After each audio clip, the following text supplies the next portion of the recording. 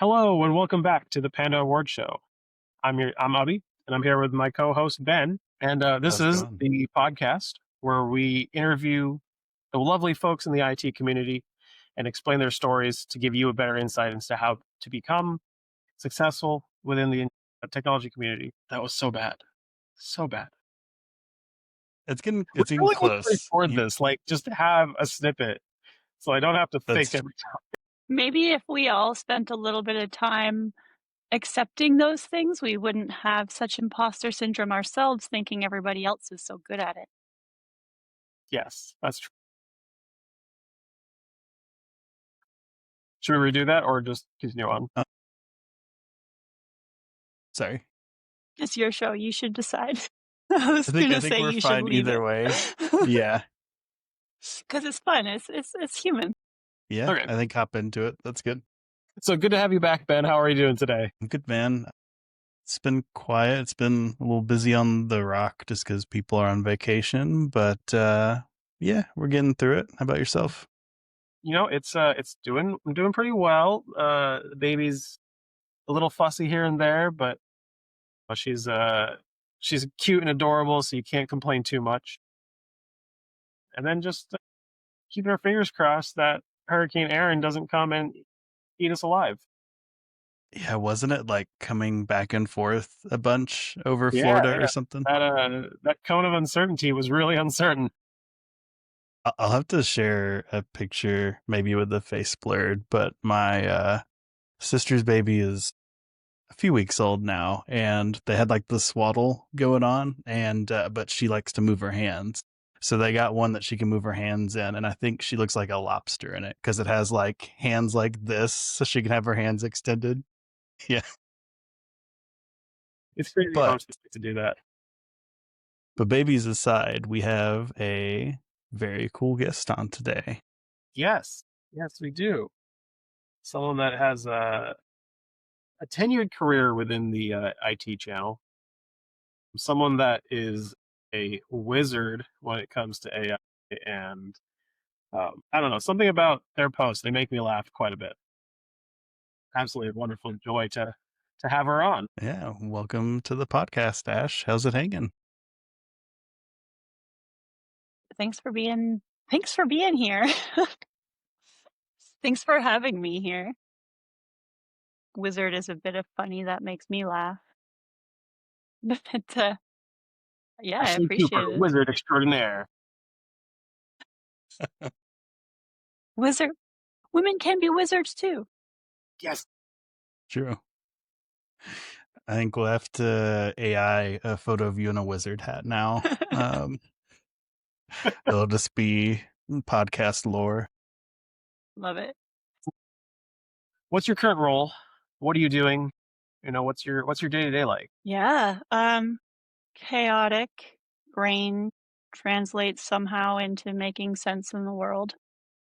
That's my tagline. I'm the COO at CyberDrain.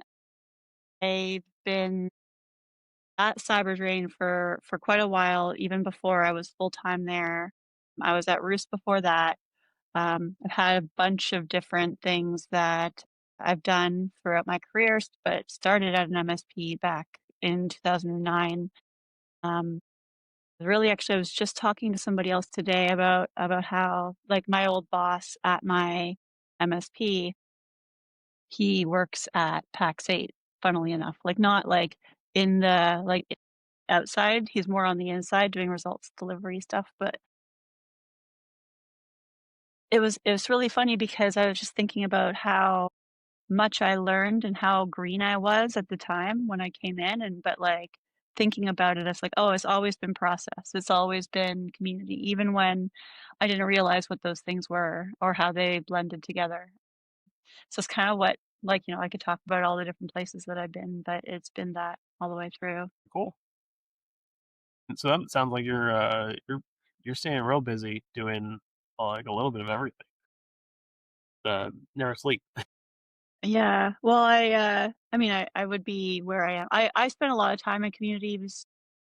I I'm involved with MSP Geek. I have been since they were LabTech Geek. So that's kind of how I've met a lot of the people and kind of built up a lot of what I surround myself with, which kind of turn around, look around, and I'm like, oh, this is also how I spend my free time too. Like these are the places and the people and everything like that. So it's like it's not like I'm on one hand like this big feeling like I have like this big feat of strength or anything, but on the other hand, it's like, what does it mean work life balance? This is my life too. Yeah. Do you feel comfortable in that blurred work-life balance, or does it frustrate, like, well, not frustrate, but like, I'm sure there's like ups and downs to that. Is that a fair way to describe it, or? I think, yeah, but I would say that I would be the way that I am, regardless, even if I was like not working, right? Like I'd still be like focusing my time and my energy on the things that I focus my time and energy on. It's just where is that being channeled and what is it being channeled for? Um, it's kind of like it's not like I'm like going, it's not, I think that's where the difference on burnout is too, even, right? When you think about it, it's like um was it I think I actually posted this in the Roost Slack a little bit ago, but like the gif of Letterkenny, do what you love and you'll never work a day in your life. It's kind of, I guess, corny, but don't really feel like you're working when you're not really working. But then the outcome is still benefiting the people that you're working with. So Isn't that crazy how like you can be working on something that is so draining, takes your whole amount of energy, your day is gone to this one problem, but it doesn't really you don't really realize it until you finish because you're like, that was really fun to work on. I really enjoyed that. uh, the oh my goodness, I should go to the bathroom. I haven't eaten in 8 hours. Yep. The ADHD zone into the spiral, yes. Yeah. Um, well, yeah, and that's you could go 17 different ways with that, but like one of the things that I really love in terms like you can feel however you want to feel about different types of personality tests, but the one that I really, really like is the working genius because he describes so accurately something that a lot of people fail to recognize, which is just because you're really good at something or because somebody else, like because something that you do is needed, doesn't mean that it like fills you with energy or it doesn't drain you for being the one that has to keep doing those things, right? And so when you're looking at like, I'm really bad at assuming that everybody just already knows the knowledge that I'm talking about. You know what working genius types are? Have you heard of that? I've heard of it, but like Patrick done the test. Yeah. Lencioni. But, like, there's so, like, they kinda go in a scale, and, like, everybody has, like, hit the concept is everybody has 2 geniuses and 2 frustrations, and then there's the competencies in the middle, and you go from a 50,000-foot view all the way down to the runway, right? But, like, you've got your wonder, and you got your invention, and then you've got your discernment, and then you've got your galvanizing, and you've got your enabling, and you've got your tenacity. And so wonder is all the way up at the top, and then tenacity is all the way down at the bottom.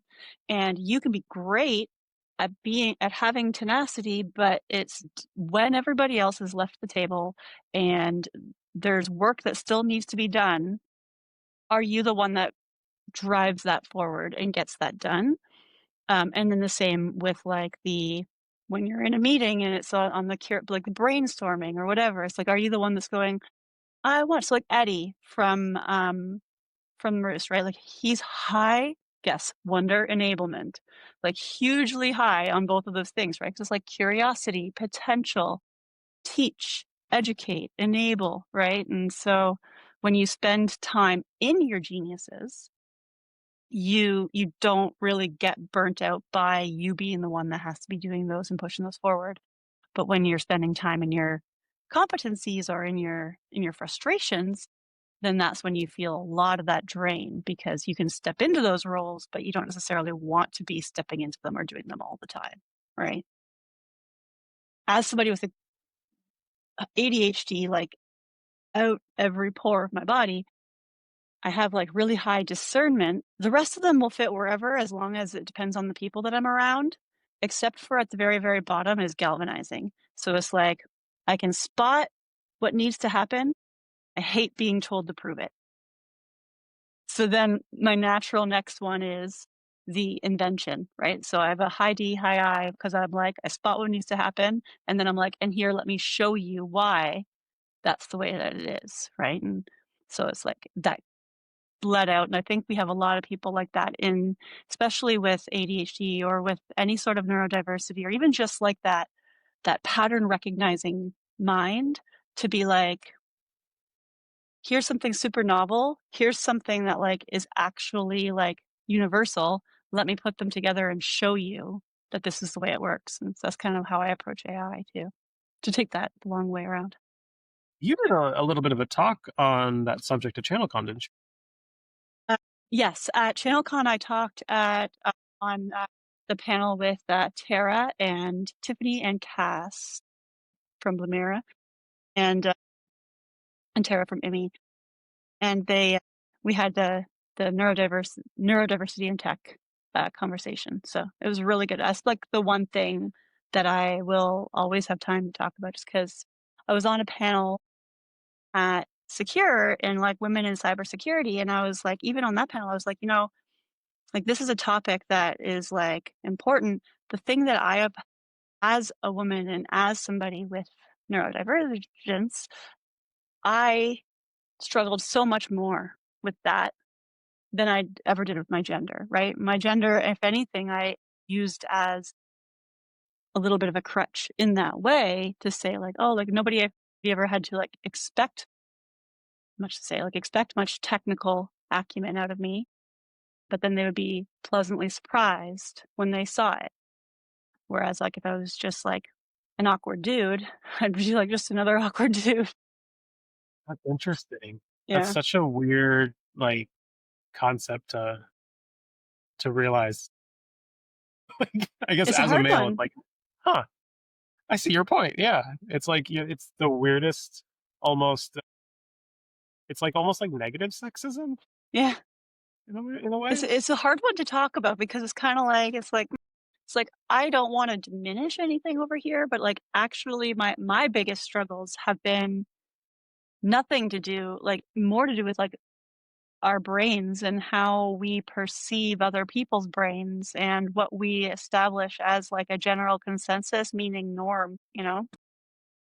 If you're comfortable with it, was there like an aha moment for you, or was it like a slower burn when you started to realize like maybe my brain works a little bit differently? Yeah. I don't know if it was me or a aha moment. I think it was like our culture in general started to like shift a little bit more.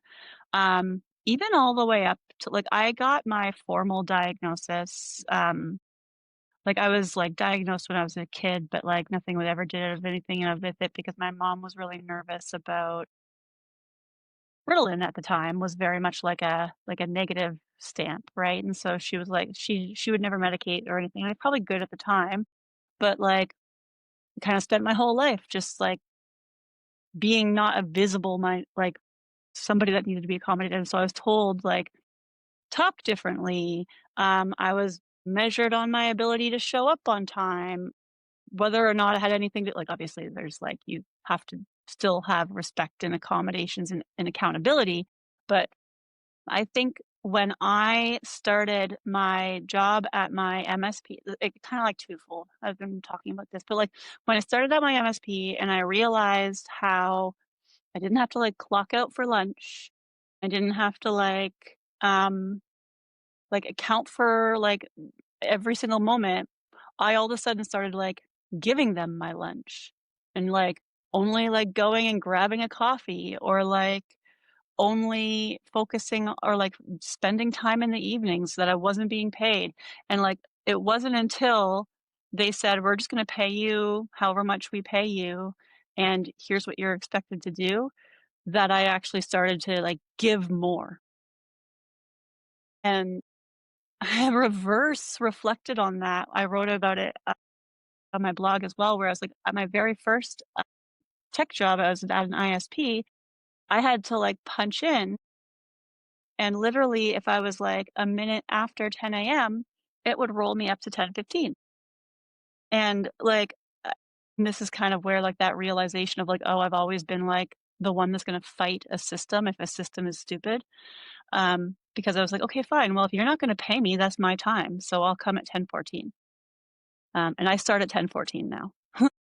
If I'm not going to get there until 10:01, I now start at 10:14. So you're losing time because you don't want to, because your system is not optimized for the way my brain works and for the way that I perceive value to be given, right?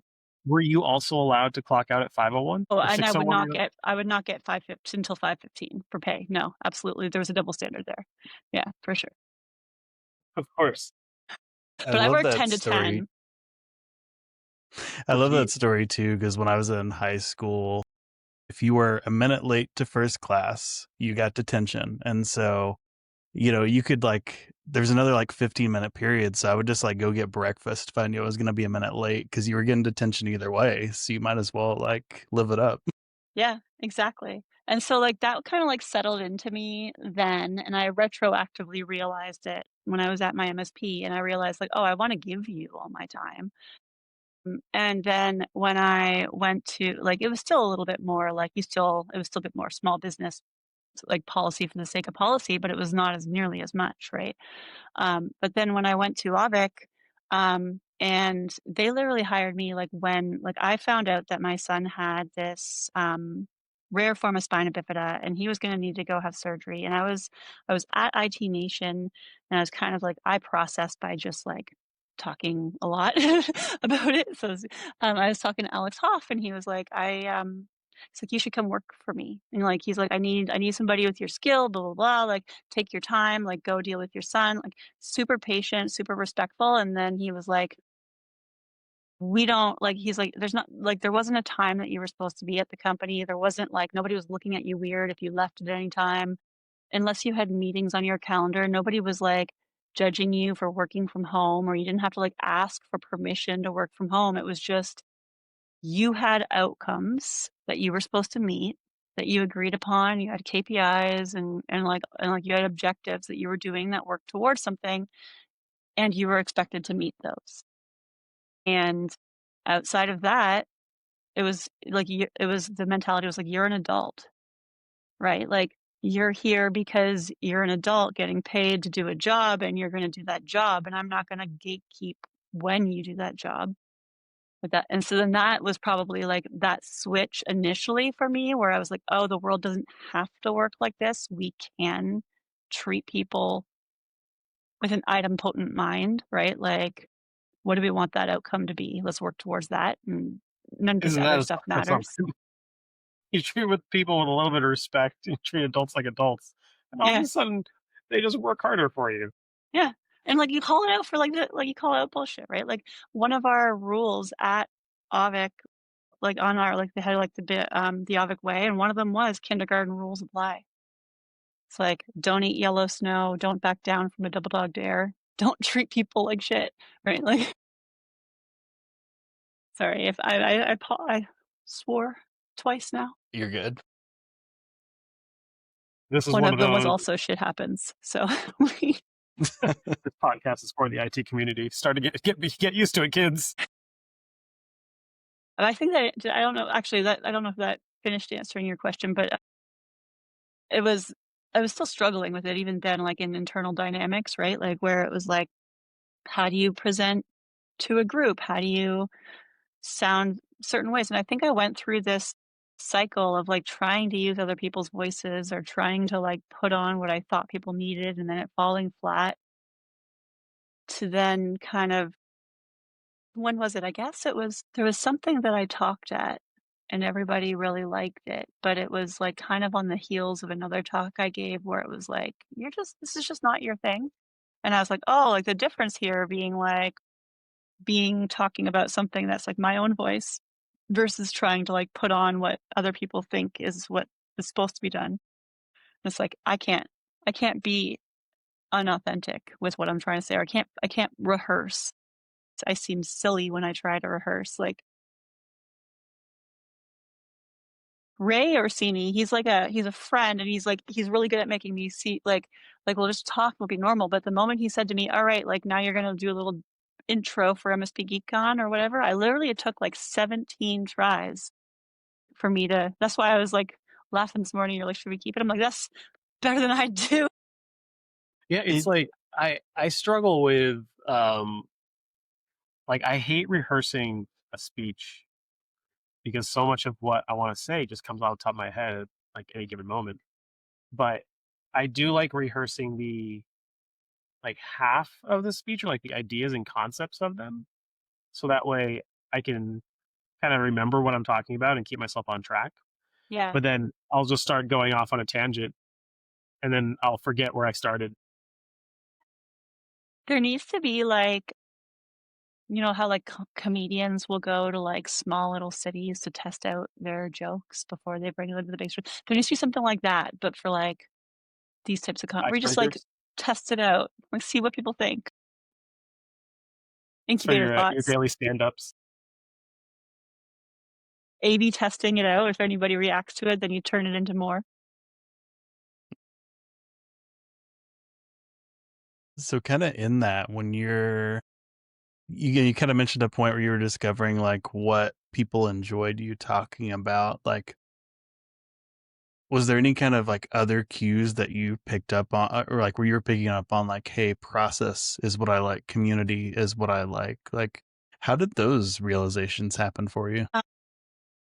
Naturally, like I was saying with the process, the I think the realization, a couple of the realizations that I had were actually, like I said, retroactive, where I came to name it, and then I would look back and be like, oh, I've been embodying that like all along without realizing it, right? Like one example, like I was at a call center. It was a third party call center that outsourced like satellite TV support.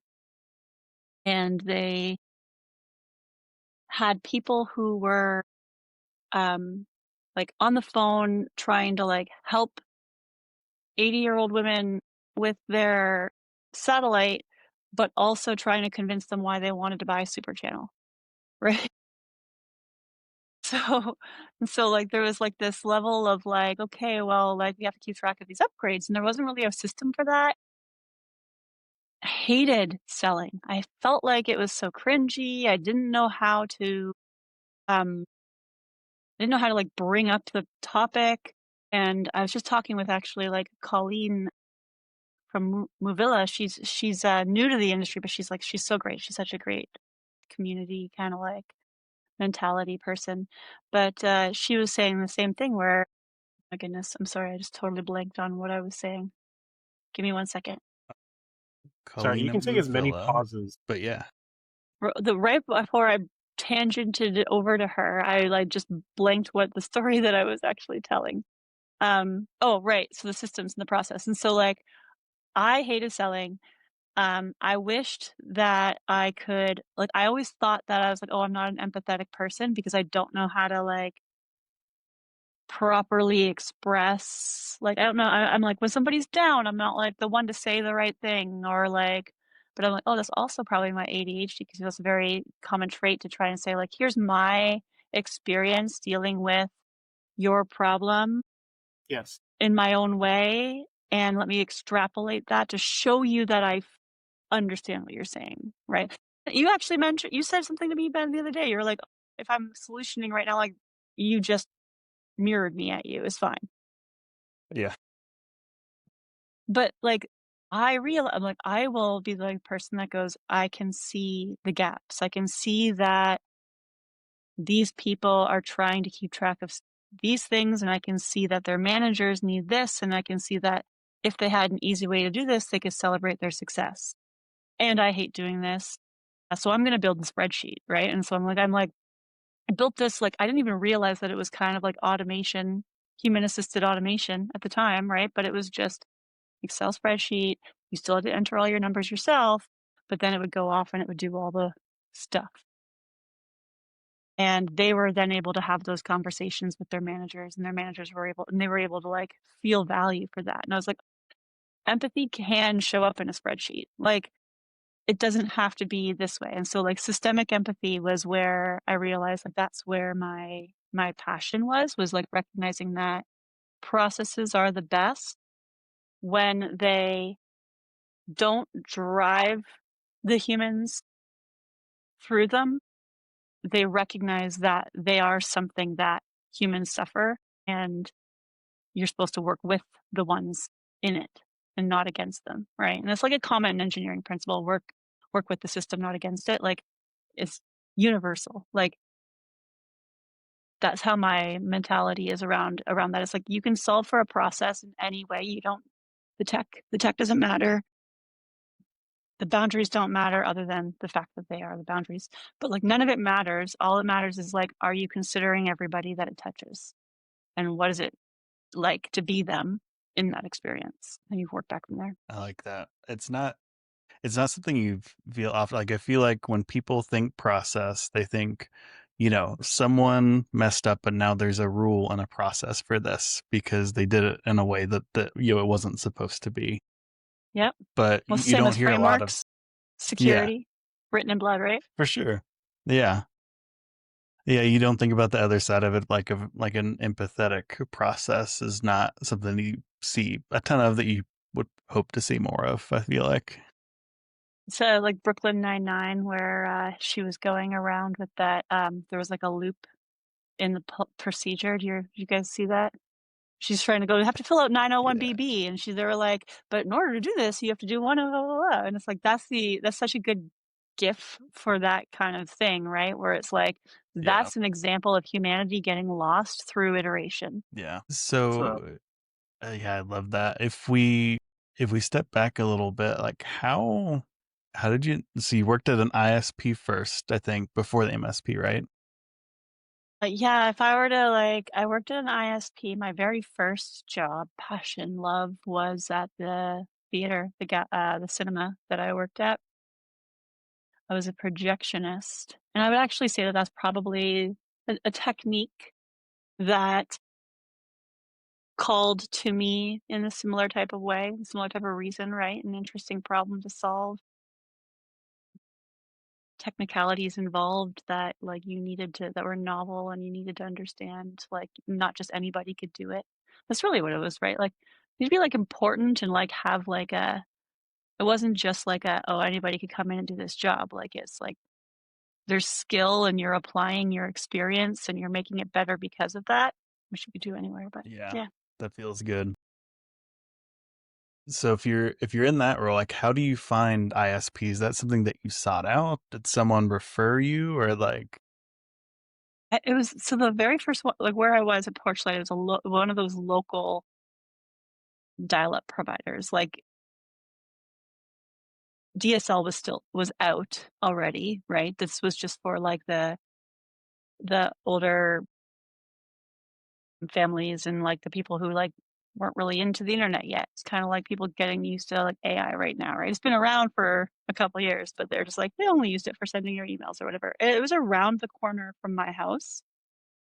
And I don't remember whether I saw it on like on a bulletin or saw it somewhere else, but I just kind of was like, hey, that would be cool. I'm kind of technical. When I was in grade 7, I was the first one with my dial-up modem.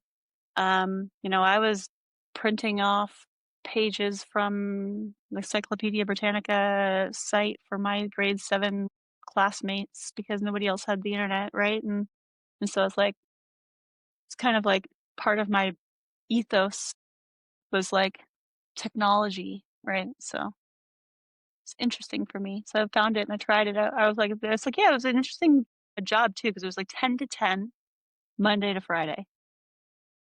And so like short bursts of effort, so that it would be like steamrolling, right? Like, I'll have like all that momentum, and then it was like 4 days off, which is great. Except for Monday mornings, when I would come in at 10:15 instead of 10:14. Yeah. curious, when you said you had like some technical skills that you were like, oh yeah, that's the reason that you sought out that ISP job when you found it. But how did you gain those skills? Like in the beginning, how did you start out in that mindset towards technology, or that love for technology? I mean, I think we could probably have a psychological chicken and egg kind of question. Was like, was I always destined for it, or was it learned? But I do think that exposure played a big part. My dad worked at NEC when I was a kid.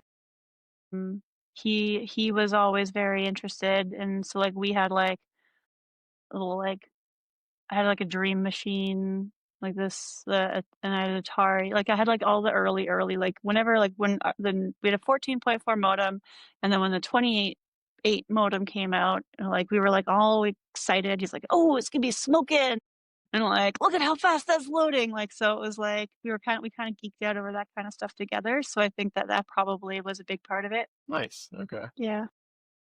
It's crazy how that those the little tiny things you get exposed to make such a big impact in your life. And like now, like myself as a new dad, it's like make sure you don't do anything stupid. Right? You're like all of these things that you're like, how did I like well, even just now, even just getting old, I'm like, how did I do this? Or why would I like why was I okay with that? Or like I can't even watch people skydive anymore. I'm like, oh my God, that's so dangerous. Oh my god, I still want to go. I want to fly in a helicopter and skydive, and I'm like, no, I don't. I can't. I'm not allowed to. And I think well, that just comes with experience and age. You just like you have to be a little bit more of an adrenaline junkie or like naive or whatever it is earlier on.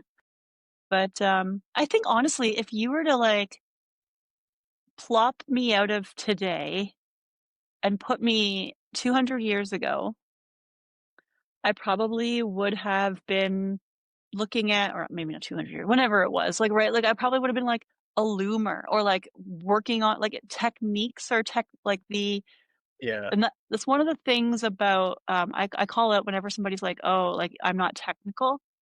It's like when we were at Flow, we talked about, Brian Simpson and I talked about like the process savvy is the new technical, where it's like, um, techniques exist outside of what we've associated the capital T technical to mean, right?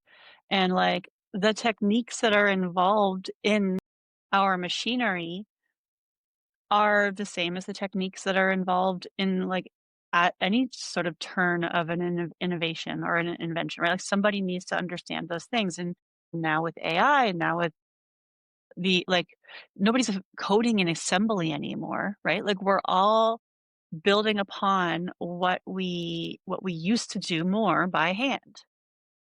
and like people don't realize that like shovels and swords and screwdrivers are technology, right? Those are Bookbinding.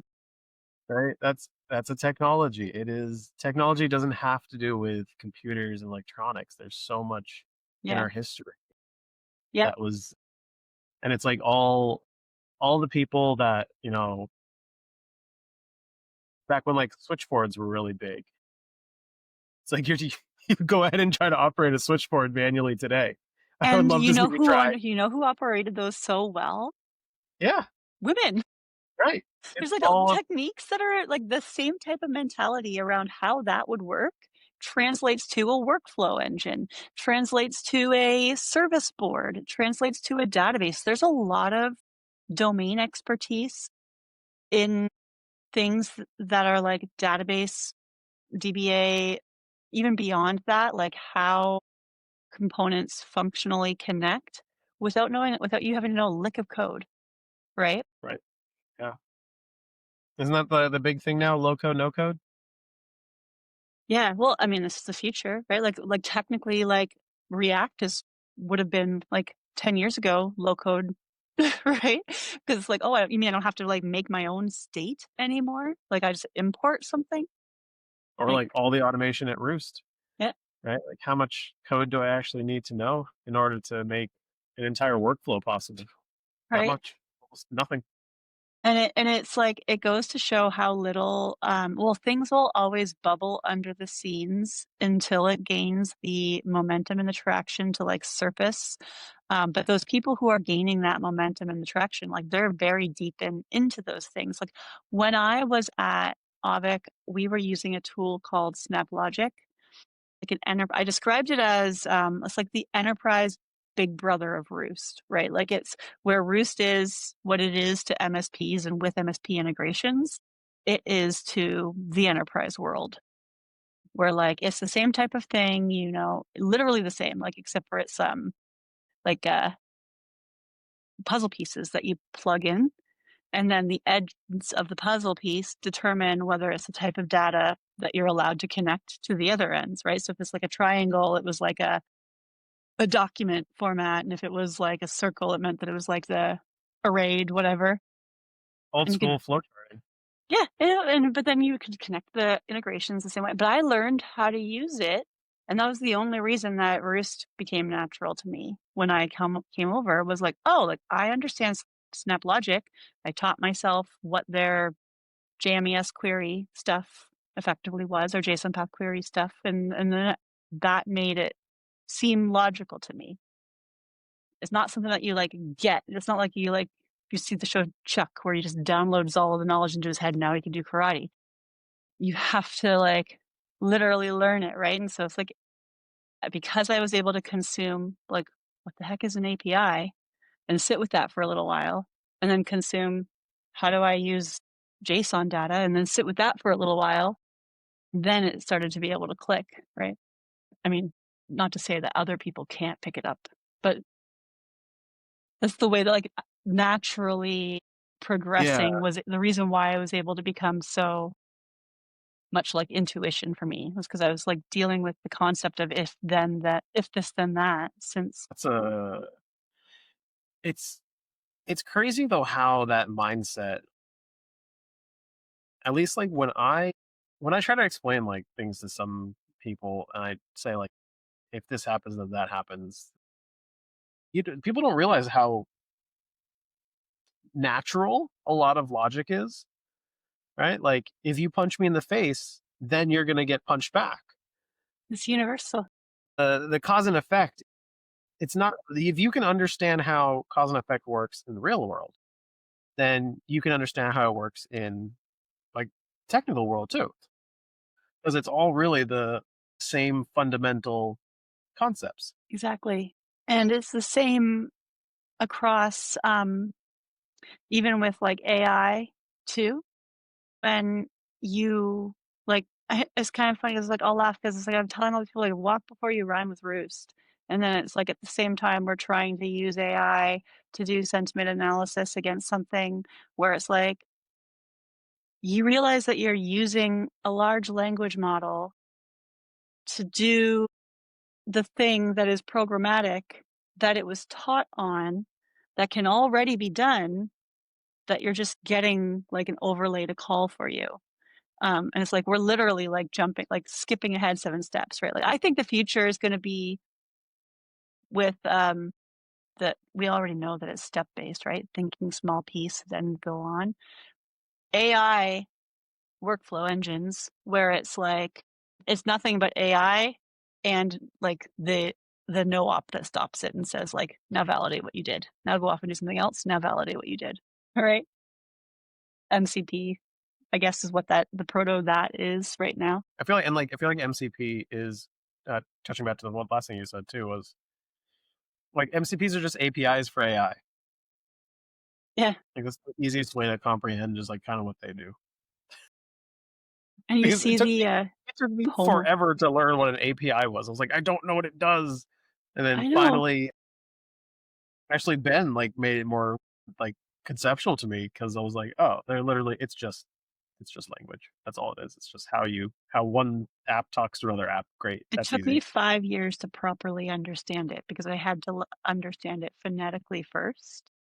And then I had to like undo the misunderstandings of that to apply the right ones, right? Where it's like, and it could have just been because I like at my MSP, I taught myself SQL so that I could use our databases more and benefit more on the PSA side.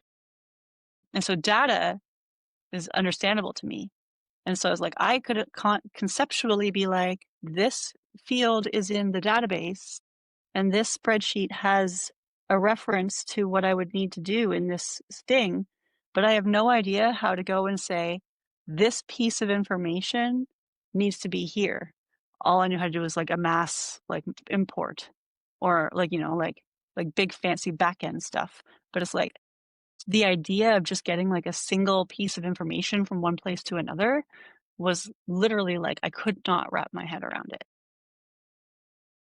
And it took me like a really long time to slowly, and then because then it was like, okay, I can get the concept. Here's you call one, blah blah blah. Then it was, what the heck is pagination, and how do I handle that? Right? Okay, I can get one piece of information. Now, what if I want to get one piece of information for all these things? And like that took me a year to wrap my head around, right? But I guess that's through osmosis type of thing, right? The way that kids learn.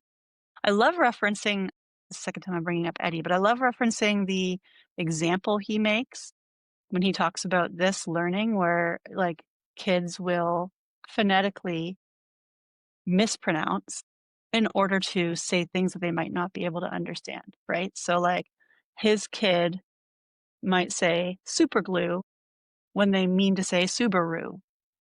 And that's the example that he uses. He's better at giving the story, but you don't correct them on that because you understand that they're trying to do the right thing and that's their learning process. But eventually you do. Eventually you have to be like, oh, do you mean Subaru? And then like they learn eventually through that iteration, like the right way to communicate those things. So you have to build up anti-patterns first to then break them down. It's the same Almost as like like with building, right? you have to get comfortable doing the thing before you can master the thing. Yeah. And you have to do it wrong a couple times Yeah. so that you can see where those paths lead. Yeah. It's like that. It's almost like iterative design. Yeah. It's so like with my little one, she's 5 weeks old now. And she still doesn't know how to do anything, right? Like she doesn't know how to What is poop. she good for? Yeah, exactly. I was like, I want to play board games. All you do is cry and eat. But it's fascinating seeing her just like discover her tongue or discover like her nose. And all Yeah. of a sudden she goes cross-eyed and it's like, oh, I can focus on something that's now more than 2 millimeters away from my face. Or when you notice them discovering things, weird things like corners. Yeah. Or it's like when they're essentially blind at birth. So it's like you see them just looking at lights and tiny things and you're like, huh, this is the same reason birds crash into windows. And it's the same thing as what AI is right now, kind of, just with like, Yeah, that's what you recently had a post that was like everyone that's upset about how AI does its thing, it's just a reflection of ourselves. at scale. Yeah. Imagine a baby with brain power more than what the smartest person ever is. That would be like the dumbest ass shit that would come out of that thing, right? Like it would just be like, what's Yeah, happening? Like that's what AI is basically doing, right? It's just a right. massive or small scale. It is detaching us from things that we've traditionally coupled together and forcing us to be like, oh, these things that we've said are this and this must be true together. Now it's like, oh, look, this is actually true even when it's not biological or. Yeah, and it's one of those things that I think, like, when you talk about like sight and noticing corners and stuff, like people, like I I couldn't tell you a memory from like the newborn age. Like people don't often remember that, and then that they'll approach training or explaining a situation at the 4-year-old level, and then wonder why people are confused. Yeah, it's the age-old problem I have, just the curse of knowledge. It's like on Eli 5, a subreddit, people like sometimes go to 5-year-old. It's not the point. Like you're not supposed to dumb it down into toys and shapes. It's It's the just to beginner's mind. just make it less technical than what it actually. I actually love that. I don't know if it's like a common, I'm sure it's super common, but like that riddle that there's like that goes around where they were saying like, oh, like the people who are like at the MIT or whatever, like, they were the ones who were, like, stressing and struggling over this riddle, but then when they brought it to the people in kindergarten, they all got it right away. You know what I'm talking Yeah, about? that's a big there's this business this business psychological test where you ask a group of like MBAs, right? People that know business, maybe. Right? You ask a bunch of people, like smart people, here's a bunch of marshmallows and other stuff, like make a tower or make a bridge. And they take their time and they discuss it and they talk it out and they're like, maybe we should do this or this. And there's so much planning and then they never get to building the bridge. And then you give the same marshmallows and toothpicks to 5-year-olds, and all of a sudden you have this tower that's taller than they are because Yeah, they just do it. Don't think, just do it. I If you think fail, just do try yeah, something differently. yeah. And there's so many iterations on that too, right? Where it's like our own minds and our own "we've always done it this way" mentalities are also the thing that, like, cause us to stall in those moments because we'll be like, "Well, We I are don't our have greatest anything." enemy. Yeah, I don't have anything for, like, a leg, and then the 5-year-old will be like, "Well, I used this thing, and it looks like a leg, and it works instead." And then it's like, when I actually invert that problem, that's not necessary at all or whatever. I've always found when I'm working through a really technical problem that I'm struggling with, not necessarily like rubber duck troubleshooting, but trying to explain the problem to somebody that's not technical and like have them actually comprehend it makes me understand what I'm trying to do better. And I'm like, oh, okay, I see now. I see what I was trying to do, and I see why it's not working because you dumbed it down for yourself. It was easier for you to comprehend. And that's true, is like, I think there's levels, right? Where it's like, and this is why, like, community is so important. Kinda coming back to that because like, I might be able to bridge with somebody who knows as much as I do, but doesn't know the way that I'm thinking about it, and once I give it to them in that way, then they can be the platform that those people need to be able to understand it, but I would never have been able to be the one to give it to them, right? And so, like, as much as I don't want to believe in, like, deterministic, like, I can, like, change my fates type of thing, but, like, I'm always gonna be somebody that struggles more with spoken articulation of complex thought. I may, like, write it out, have all of these things being held at once. Not everybody's able to hold a lot of things at once. Like, so my context window is really high, but my, like, ability to, like, crystallize a clear creative thought out of that isn't that great. But other people can listen to me, like, speak about something and then be like, "Oh, what you're saying is," and then say it perfectly with one sentence, right? And so there's, like, if we judge everybody by or if we judge a fish by its ability to climb a tree, right? We'd have a lot of sad fish who believe they're good for nothing. Yeah. And I think to your point, like it kind of points out like how we need different voices. And I know Dean didn't mean it this way, but in the last episode, I was like, if you were on an island, like there's not like the three of us were on an island, there's not enough of us to like stand up a cell network. And he's like, sure, I have an electrical engineering degree. That's something I could probably do. And I was like, well, there's That's not the there's point. a lot more voices to it than that. Like, He can draw out in the sand how to make it happen. yeah.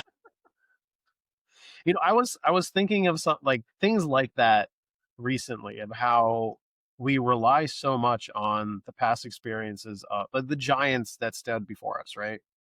And I'm like, how did we discover metal? Right? Right? And I'm like, okay, you dug a hole and there was copper in the ground. How did you do anything with it? Like, how did you know to melt it down? And how did Yeah. you refine it? And how? I am 100% with you. We are totally I believe that if, like, technology and our, like, knowledge went away, we would not know how to replicate what we've done for a very long time. Yeah. I It's don't like, I yeah. there's a dish that I love to make. It was the dish that I made for my now wife on our first date because COVID, so we couldn't go to a restaurant, right? And like every single time I make that dish, I still refer to the recipe. And I've made it so many times because I'm like, how do you do this again? And it's like, just, it's the simplest thing in the world. I bet though, if you didn't have the recipe, that you wouldn't need the recipe. No, but the reason I do it is because I always forget like one ingredient and I Would always have to you refer back. would you forget it if I guess that's also kind of a little bit of the point, right? Like while like how that's how recipes would have been perfected in the first place, is people trying it and then being Yeah. like, I did this last time or I didn't do that. And then eventually it kind of morphs itself into the generically agreed upon thing that it is. Yeah. It's almost, and like, it's those happy accidents. Like, I can't remember if it's actually a true story, but it was like the guy that invented the microwave just had a chocolate bar in his pocket and it melted and he was like, cool. It's like this thing can melt food. I wonder It's what else I can do with it. time. It's the thing we're losing patience with that gave us the ability to do all those things, right? Yeah. It's the fact that well, how long do you think it took people to bring over those stones to make Stonehenge from Wales? Like, Dude, how not even do you that. have that It's much like, discipline? imagine you didn't have a car They and there's rolled no it. roads, right? There's no sidewalks, there's no roads. It's all just soft Hills, dirt. mounds of like people's burial places because you believe in ghosts. Like crazy. Yeah. So Although it's maybe the motivation, maybe that's what it is, right? Like we're all here seeking some sort of transcendence. it's like, and Yeah. I feel like we all played the Oregon Trail. Yeah. Hopefully Conceptually, nobody like, what? dies of dysentery. Right? You're like, Yeah. what? How is any of this? How is it possible? And I'm like, I struggle carrying one tire for my vehicles in the trunk. Right? It's heavy. It's annoying. Are you telling me that I could have stashed my wagon with like 6 wagon wheels? Hear me What? out on this.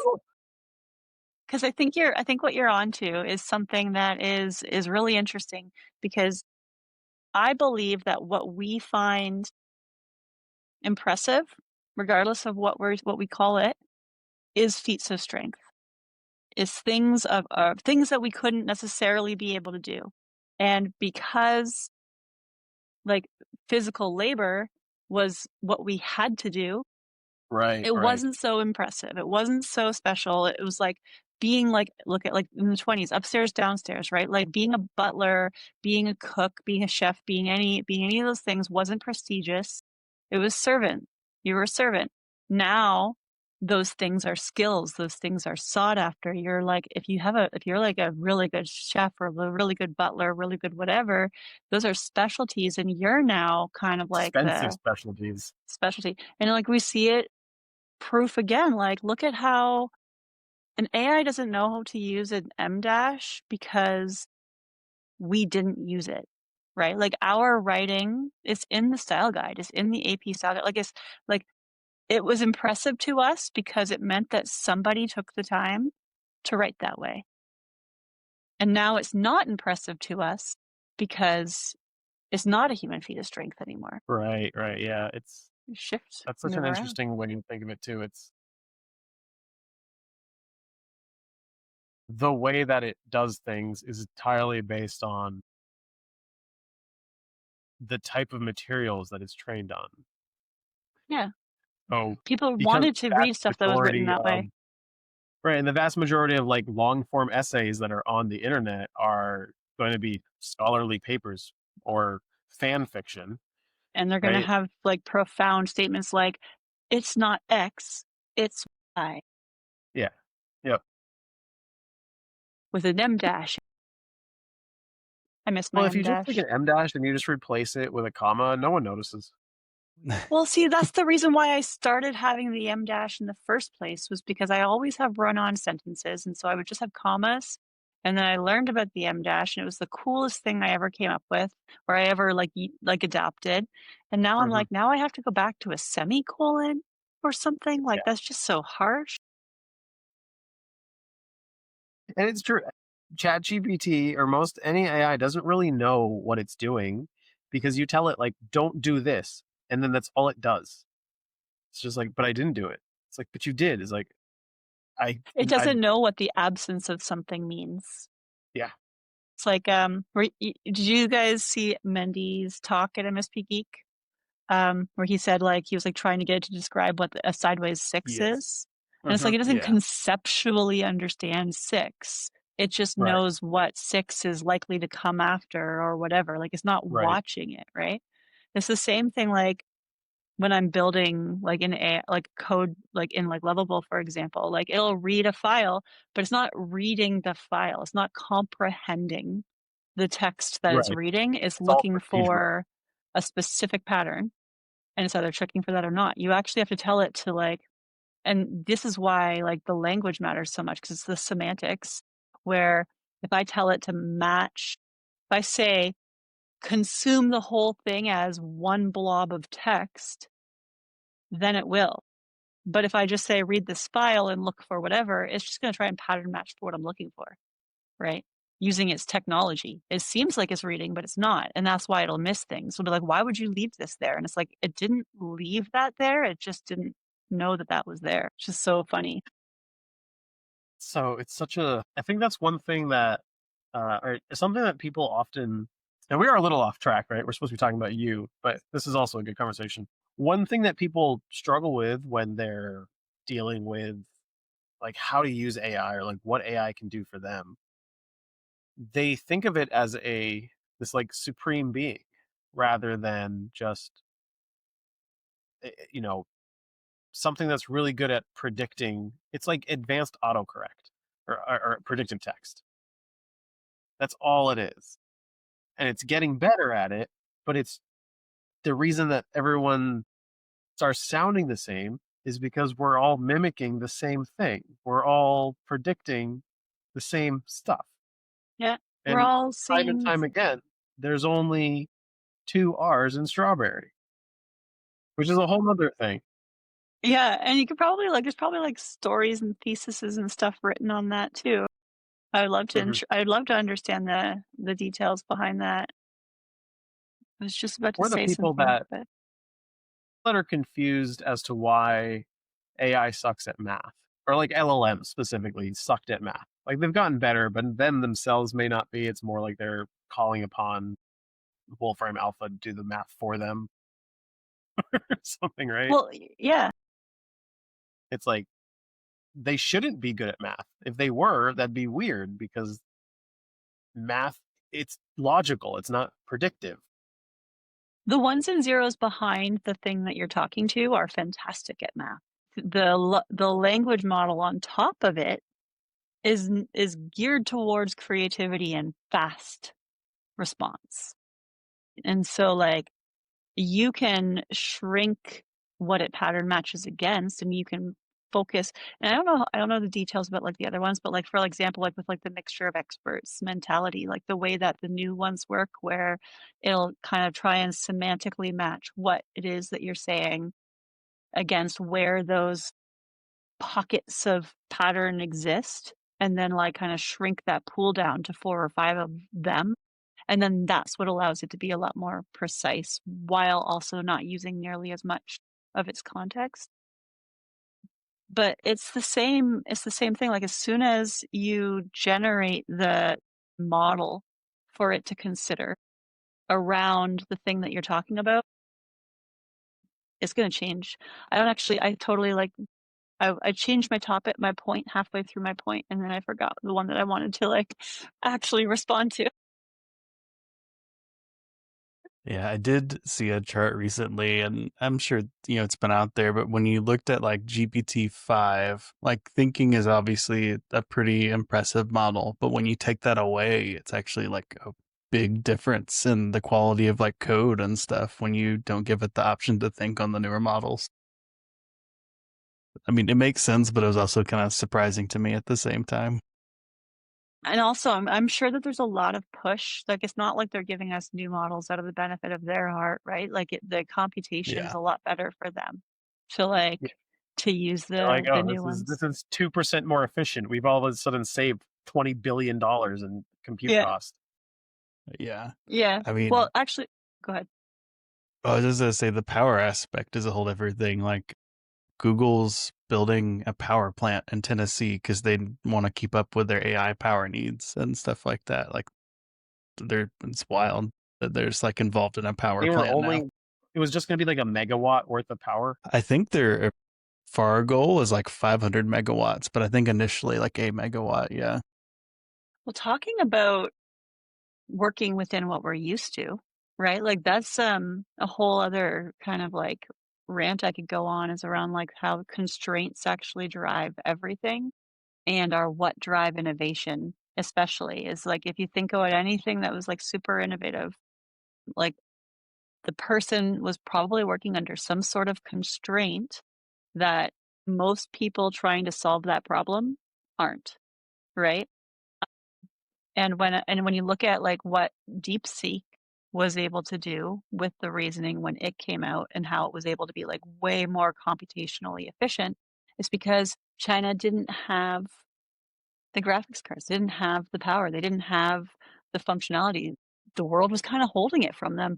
They were forced to find a way to achieve that result. And then now the small language model, the idea of like that very hyper specific, like that's kind of come out of that, right? The idea of, I think, I don't know if I'm talking out of my ass here, but like I think that the agentic future of that is like we're always working on things, waiting for that next piece of technology to like unlock so that we can, like you said, now we can stand on the backs of the giants and see what we're missing, right? Yeah, and I think to that point is like every time, at least for me, when I use an AI tool, I'm using it for one specific task.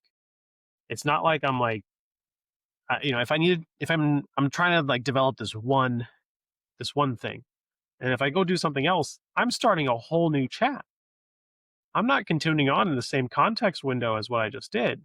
I'm starting fresh because I don't want that context. Well, I could just simply choose Well, a now you new have an model, option. a new agent, a new something, right? ChatGPT just remembers you no matter what now. Which I actually really enjoy because I can just ask it like, "Hey, what do you think of this for me?" And they're like, "Well, based on all of the stuff you've told us, that's a terrible idea." And I was like, "That's a good point."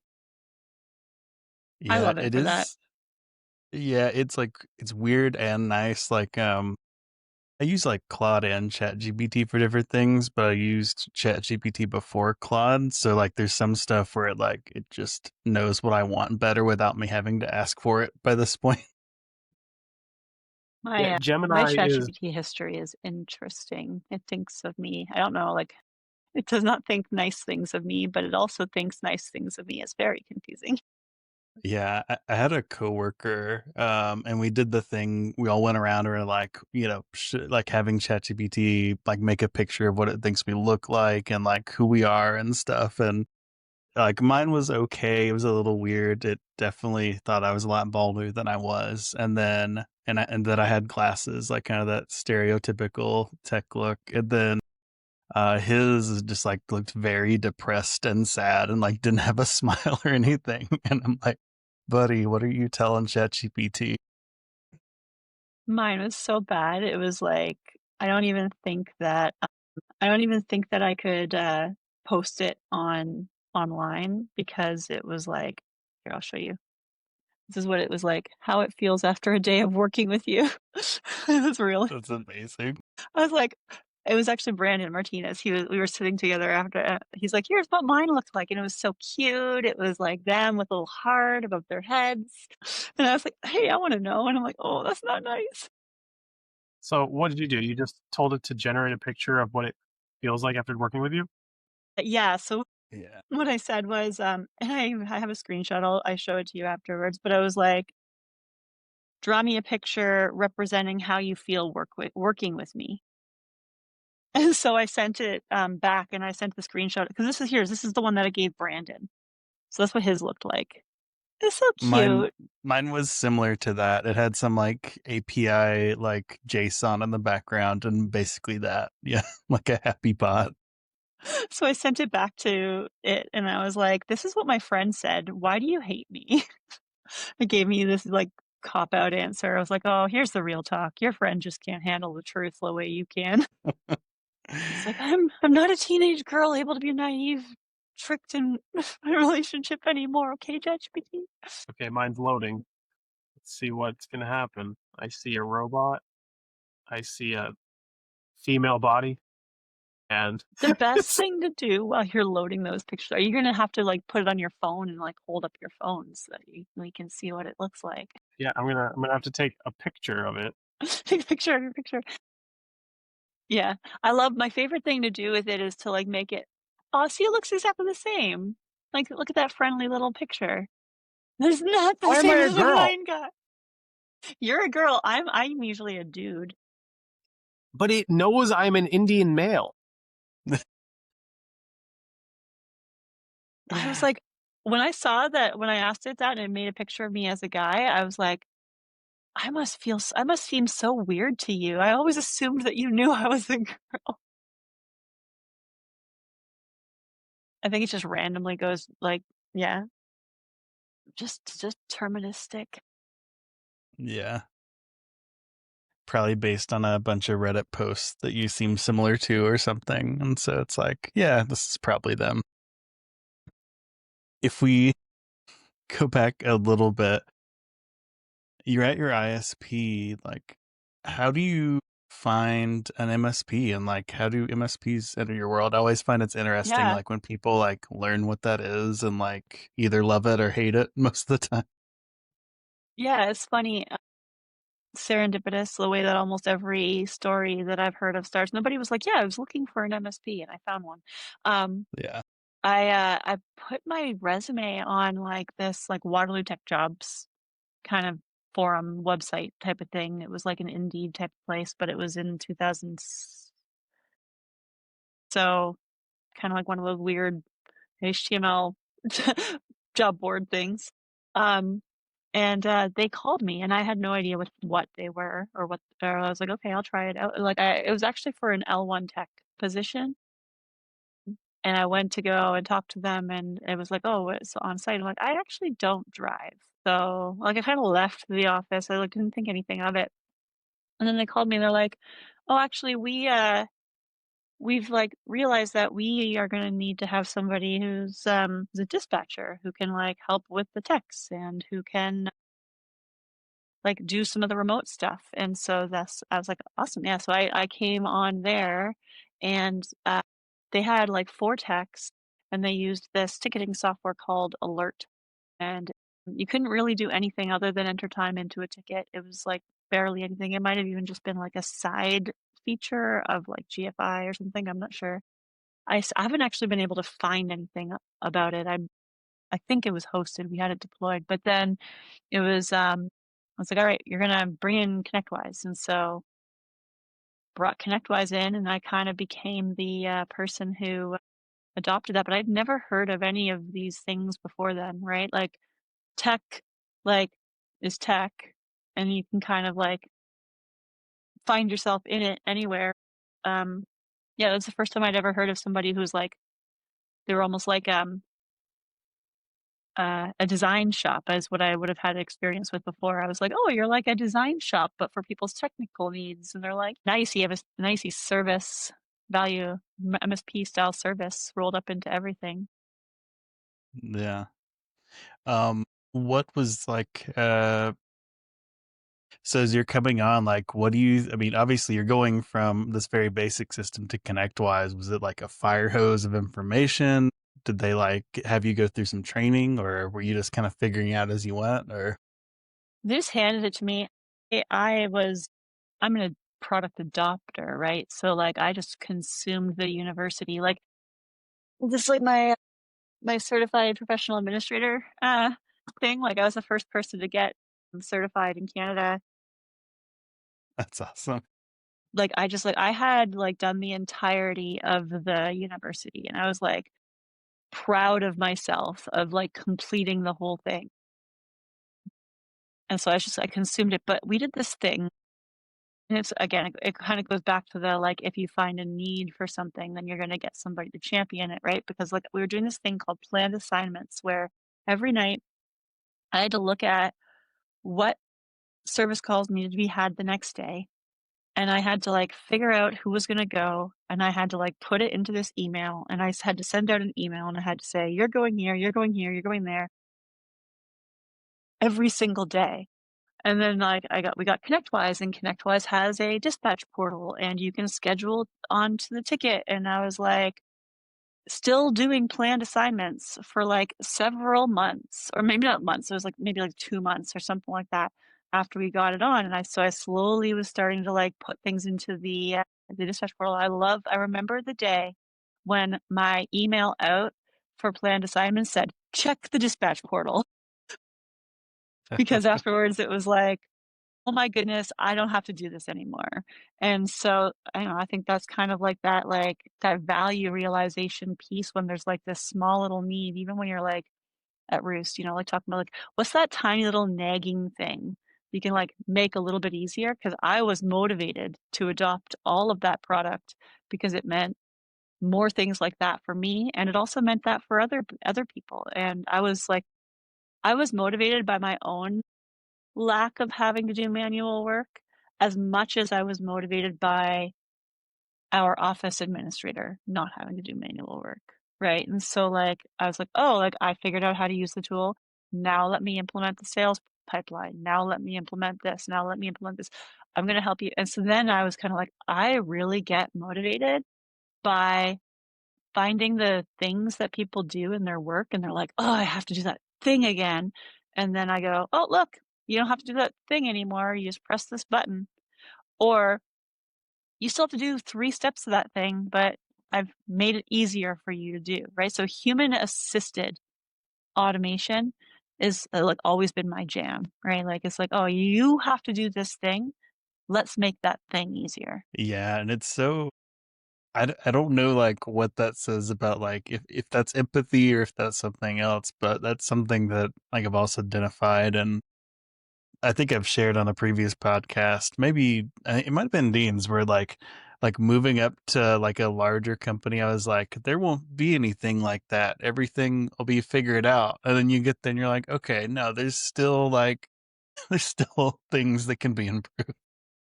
Because it's a role that like people like us, like we fit, and not everybody has it. And sometimes people want it, or they're like the adapters. It's like you need your emitters, and you need the people who are like waiting, ready to, what do you call that? Like you're emitting and you're receiving. You need the receivers, you need the emitters. People who are like sending out, but then also the people who are there able to receive and consume it. Yeah. That reminds me of a lesson I learned in communication. It's like you can be the best communicator, but just because you can throw a football doesn't mean you have someone to catch it. You need your audience. You need those ears. Yeah.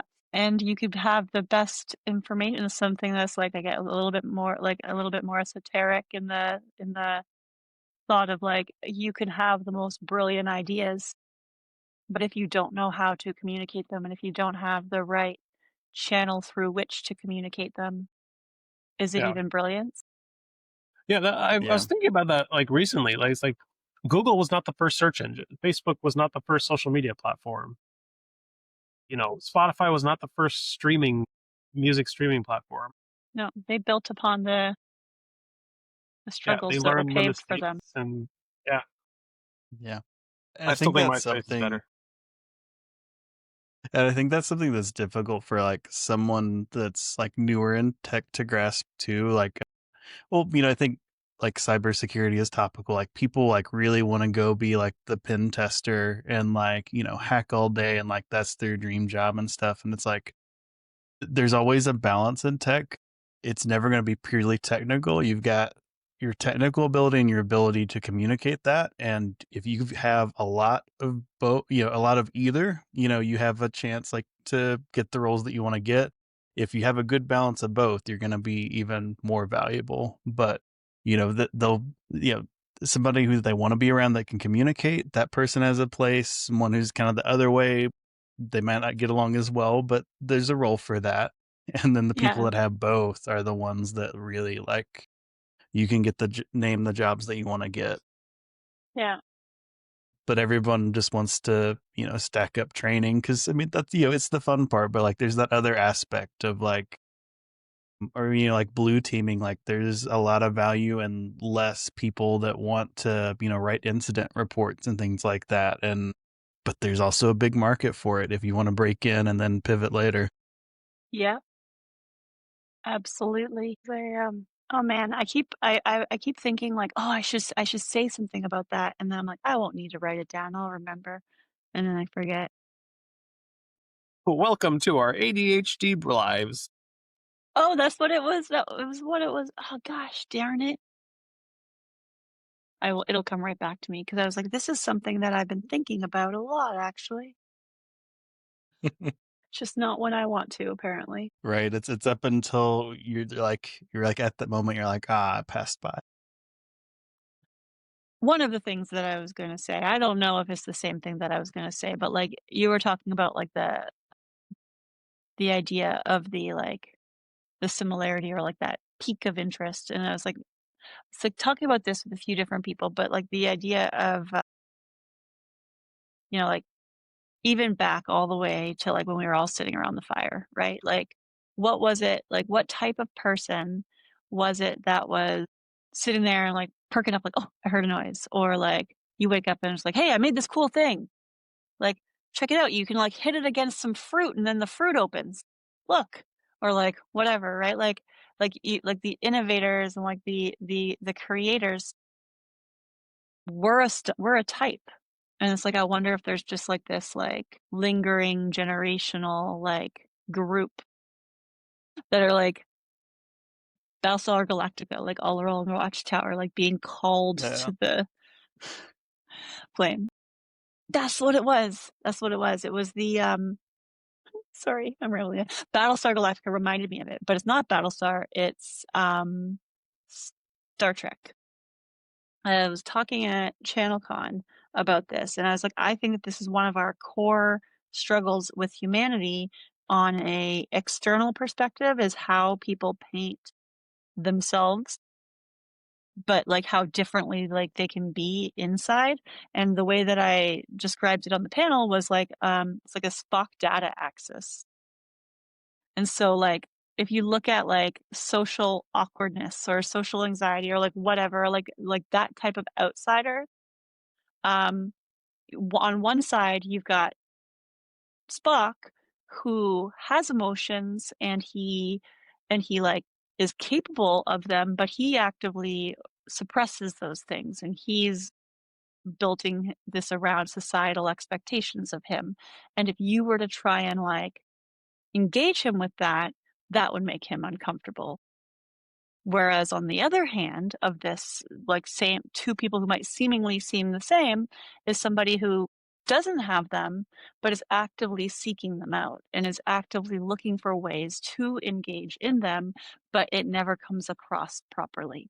And then both come off out of touch or colder, or not colder, but like not quite empathetic to the approach, but from very different perspectives. And if you treat a data like a Spock or vice versa, you're not going to have really good outcomes.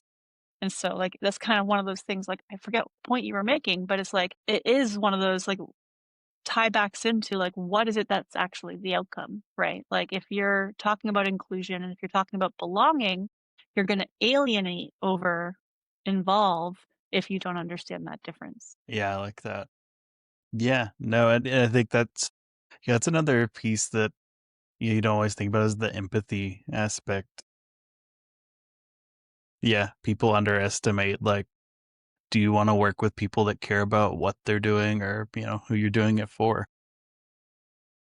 And I think sometimes we get carried away looking at a resume that has alphabet soup instead of Yeah. hiring What is your what'll actually. motivations? Yeah.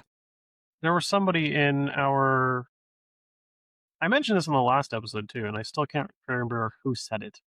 Someone had a whole LinkedIn episode about this, about hiring from the service industry for your tech company, because you can teach a monkey to hold a wrench, but you can't teach them to have empathy. Well, I mean, maybe you can. I don't know. Animals are crazy, but the idea is that it's The really natural. hard to teach the empathy skills and the communication and the people skills. Tech is tech. Like, it's so easy it's documented. There's processes. So much of it is just reading the documentation and following procedure.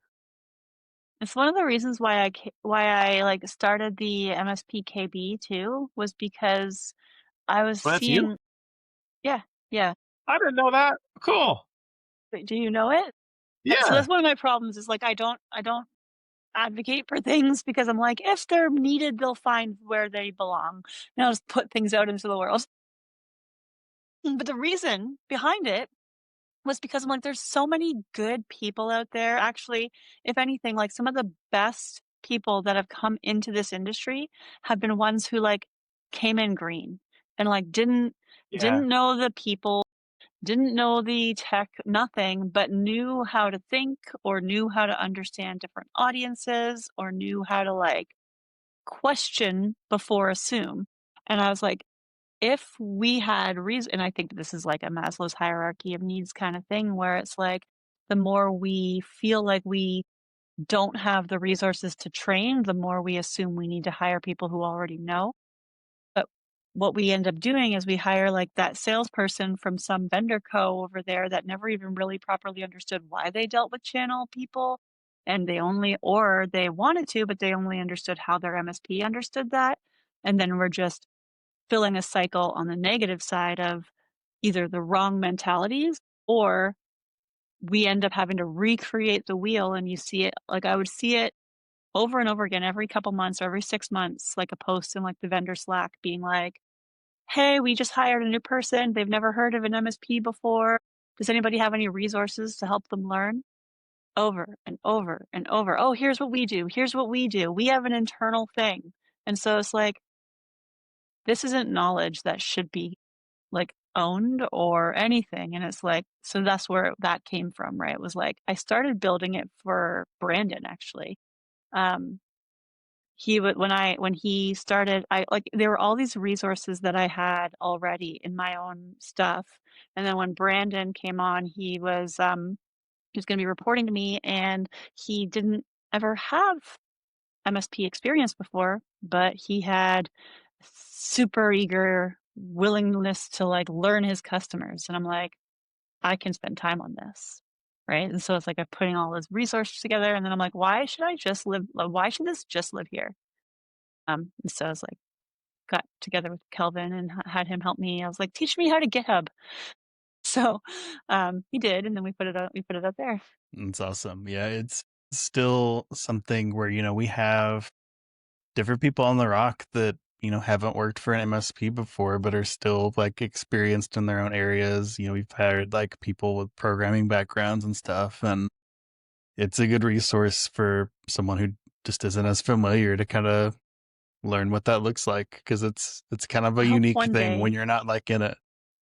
yeah, I hope one day that it can like really just take off and people just start updating it on its own and I don't even and have to be involved. Like I was like, I don't care. Like I put things out there because I just think they're needed. I don't care. But then I want to be hands off.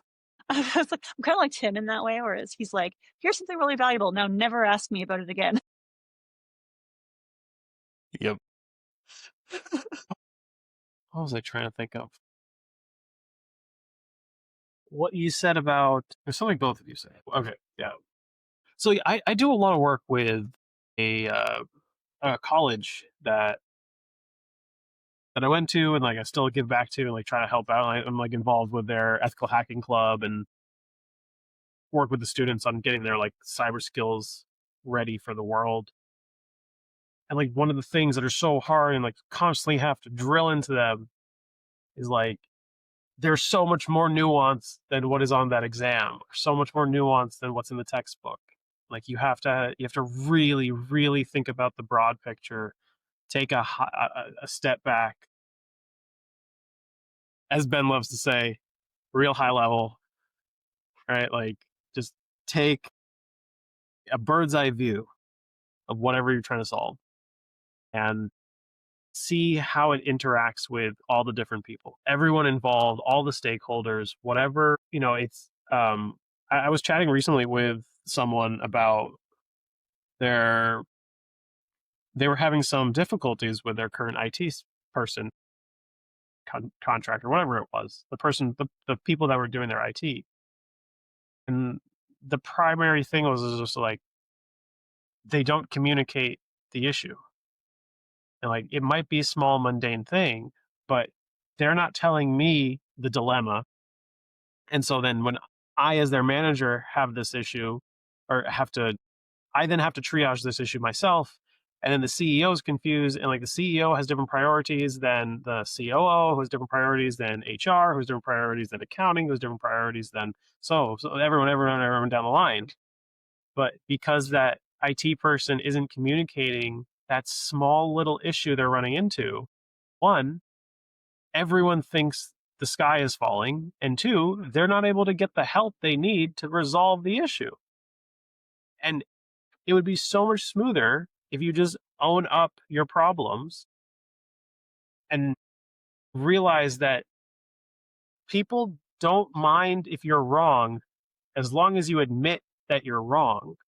If you try to hide behind it, they're going to not trust you. But if they trust you to tell the truth, then all of a sudden, those mistakes that you make aren't that impactful. I was going to say, I think it's almost like there's kind of a side piece to that I feel like some of the solo IT roles don't always make an effort to understand like business impact, like what the impact really is when email goes down, like, oh, they can't talk to each other. Or, well, no, that actually means that like your important contract can't email the account manager and they're trying to renew a contract, and they're undecided between the two providers or something like that. Like sometimes people don't like actually understand the business process. And when you're that sole AT role, your role's really important and empowering and like having a business case behind that. You see so many like Reddit sysadmin posts about,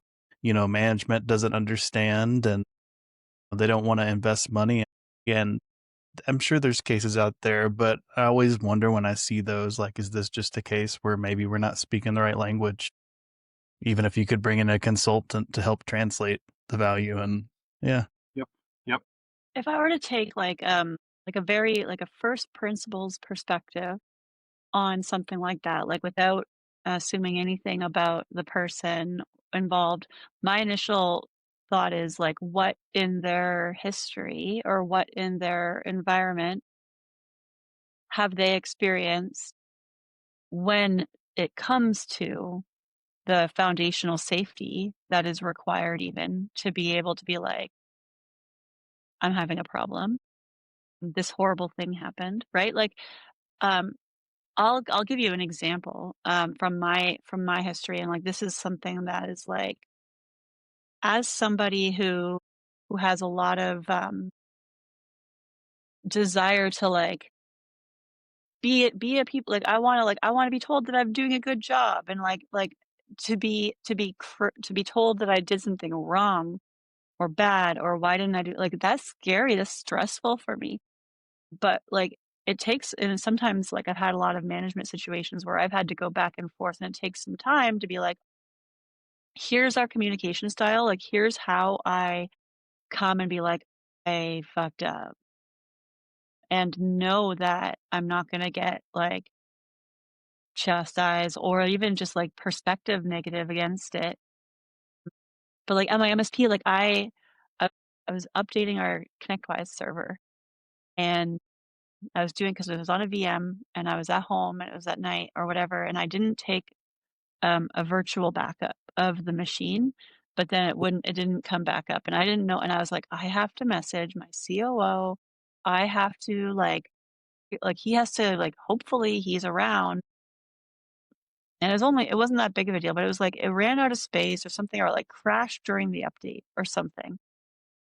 And it like became a little, it could have been really bad, because then it meant like we could have like lost like however much time like of our ConnectWise data.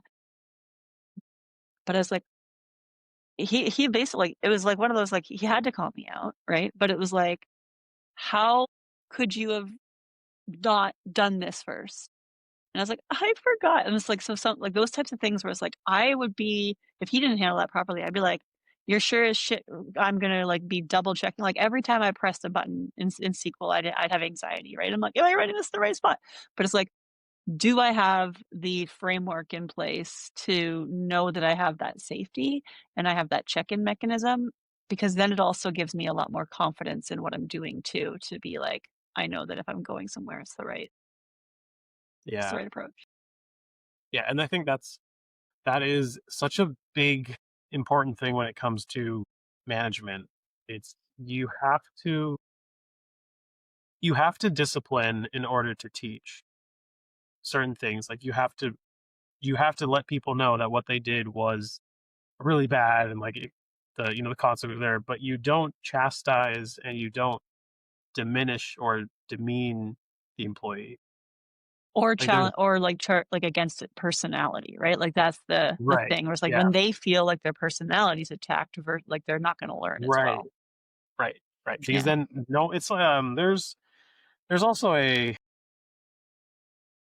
when people make mistakes in their job, sometimes it's like, oh, I can't believe they made a mistake. Like, let's take something that is, I hope we can all agree on is don't do this, but it happens all the time. And there was a time when people didn't think it was that bad, but like texting while driving, if you do that while on the job driving a company vehicle, is your company policy, and you get into an accident, is your company policy that, you're fired on the spot? Like, no choice, no nothing? Or is it, Yeah. you know, do You you have to reprimand them have in some that other way. way, and you hope that this is the lesson that you never do that again? I think there needs to be something, and this is like one of those things where businesses probably need to spend some time upfront, even coming up with these things. But like, what was the intent, right? Like, if you're texting while you're driving, there is no way around saying it accidentally fell into my hands, or I didn't realize what I was doing, or like I didn't Right. think. Like those Consciously are did all it. like on you, right? Versus like I made a process error, or I made a judgment call and it didn't turn out in my favor, or like Aaron, like, is always like, were you trying to make the customer happy? If I was like texting while I was driving, but like, but it was for the customer, and it's like, there's still reprimand, like there's still like, like there's a policy around this, right? Like you made the wrong decision there. And that, I would say, like, that would be even one of those things where it's like, you could probably have something hard and fast around that, where it's like, I'm not even gonna have a conversation like you. This is like you Right. like somebody better have been like, not better have been dying, but like, where's the foundational disconnect here? Right. And I think when you have that conversation, how that employee reacts to their own dilemma, but do they are they automatically, or do they inherently have some sorrow on what happened, or are they just indifferent about it? Like, that is a huge differentiator of whether or not that person will be better the next time the same situation comes up. And whether they Because open up to you or show you yeah, that is going to be based on whether they feel the difference between humanity and, yeah. it's like when your parents catch you in a lie and they just ask you, like, is there anything you want to tell me? And you're like, you just taught them to say no, right? Yeah. Yeah. Um, I don't know whether it worked or not, but like with my son, like he would try on lives, but they wouldn't last very long. Like if you like looked at him, like he'd be like, okay, yeah. But like we had like this concept of like double trouble, right? And so it was like, you can lie, but if I ask you again and you lie again, and then I catch you, it's game over. But if you tell me now that you lied, it's fine. Like, we'll work this out, right? And so, but like, he couldn't trust me in that situation if he told me and then I punished him, Right, right? right. And that's like He there's needed that to see that. and there's that important distinction that a lot of people don't learn is like lying is an inherently natural ability and skill that you kind of need to survive, Kind of part of freeze, fight, right? flight, freeze, fawn. But yeah, right? Like flight or fight, some stuff like you need the ability to lie as a human or as a mammal, but you also need to then learn the context in which lies are okay and which lies are not. And then the level of the liar, the type of liar, Yeah. who you're lying to, Like, what you're don't lying tell a about. 10-year-old Santa doesn't exist. Right. Right. But then also like I was gonna be like, don't, you it's okay to tell your cat that you It's I okay to can't tell think your of anything cat. It's egregiously okay to tell bad. your cat whatever you want to tell your cat. It's fine. Yeah. Yeah. um, yeah. At the MSP that I was at, we had a rule that was kind of like there like weren't many, if any, like there wasn't really a mistake that you could make that you were gonna get like fired, but if you were gonna lie about it, that was gonna be a lot different situation, Yeah. a Because different now we're having outcome. a conversation about integrity, Yes. Yeah, whereas before we were having a conversation about accountability. And those are two yeah. very different things. And we had a situation like that where like the person didn't follow a process and lost like medical data and then lied about it, and we didn't know in the moment. And my boss later on was like, if I had known that he had lied at the time, he wouldn't be here, because like just an integrity question when it's that much of an impact and everything. And then Yeah, they complain when you record everything. It's like because of incidents like this. yeah, Yeah. 100%. So you've implemented ConnectWise at your MSP. Are there like other big projects that they have you come in on, or like, how does the rest of that play out? Well, just like many MSPs where it's like, oh, I did something. Oh, I can make money off of this. All right, I'm going to make money off of this. And so it became a thing where it was like, I actually became a LabTech reseller.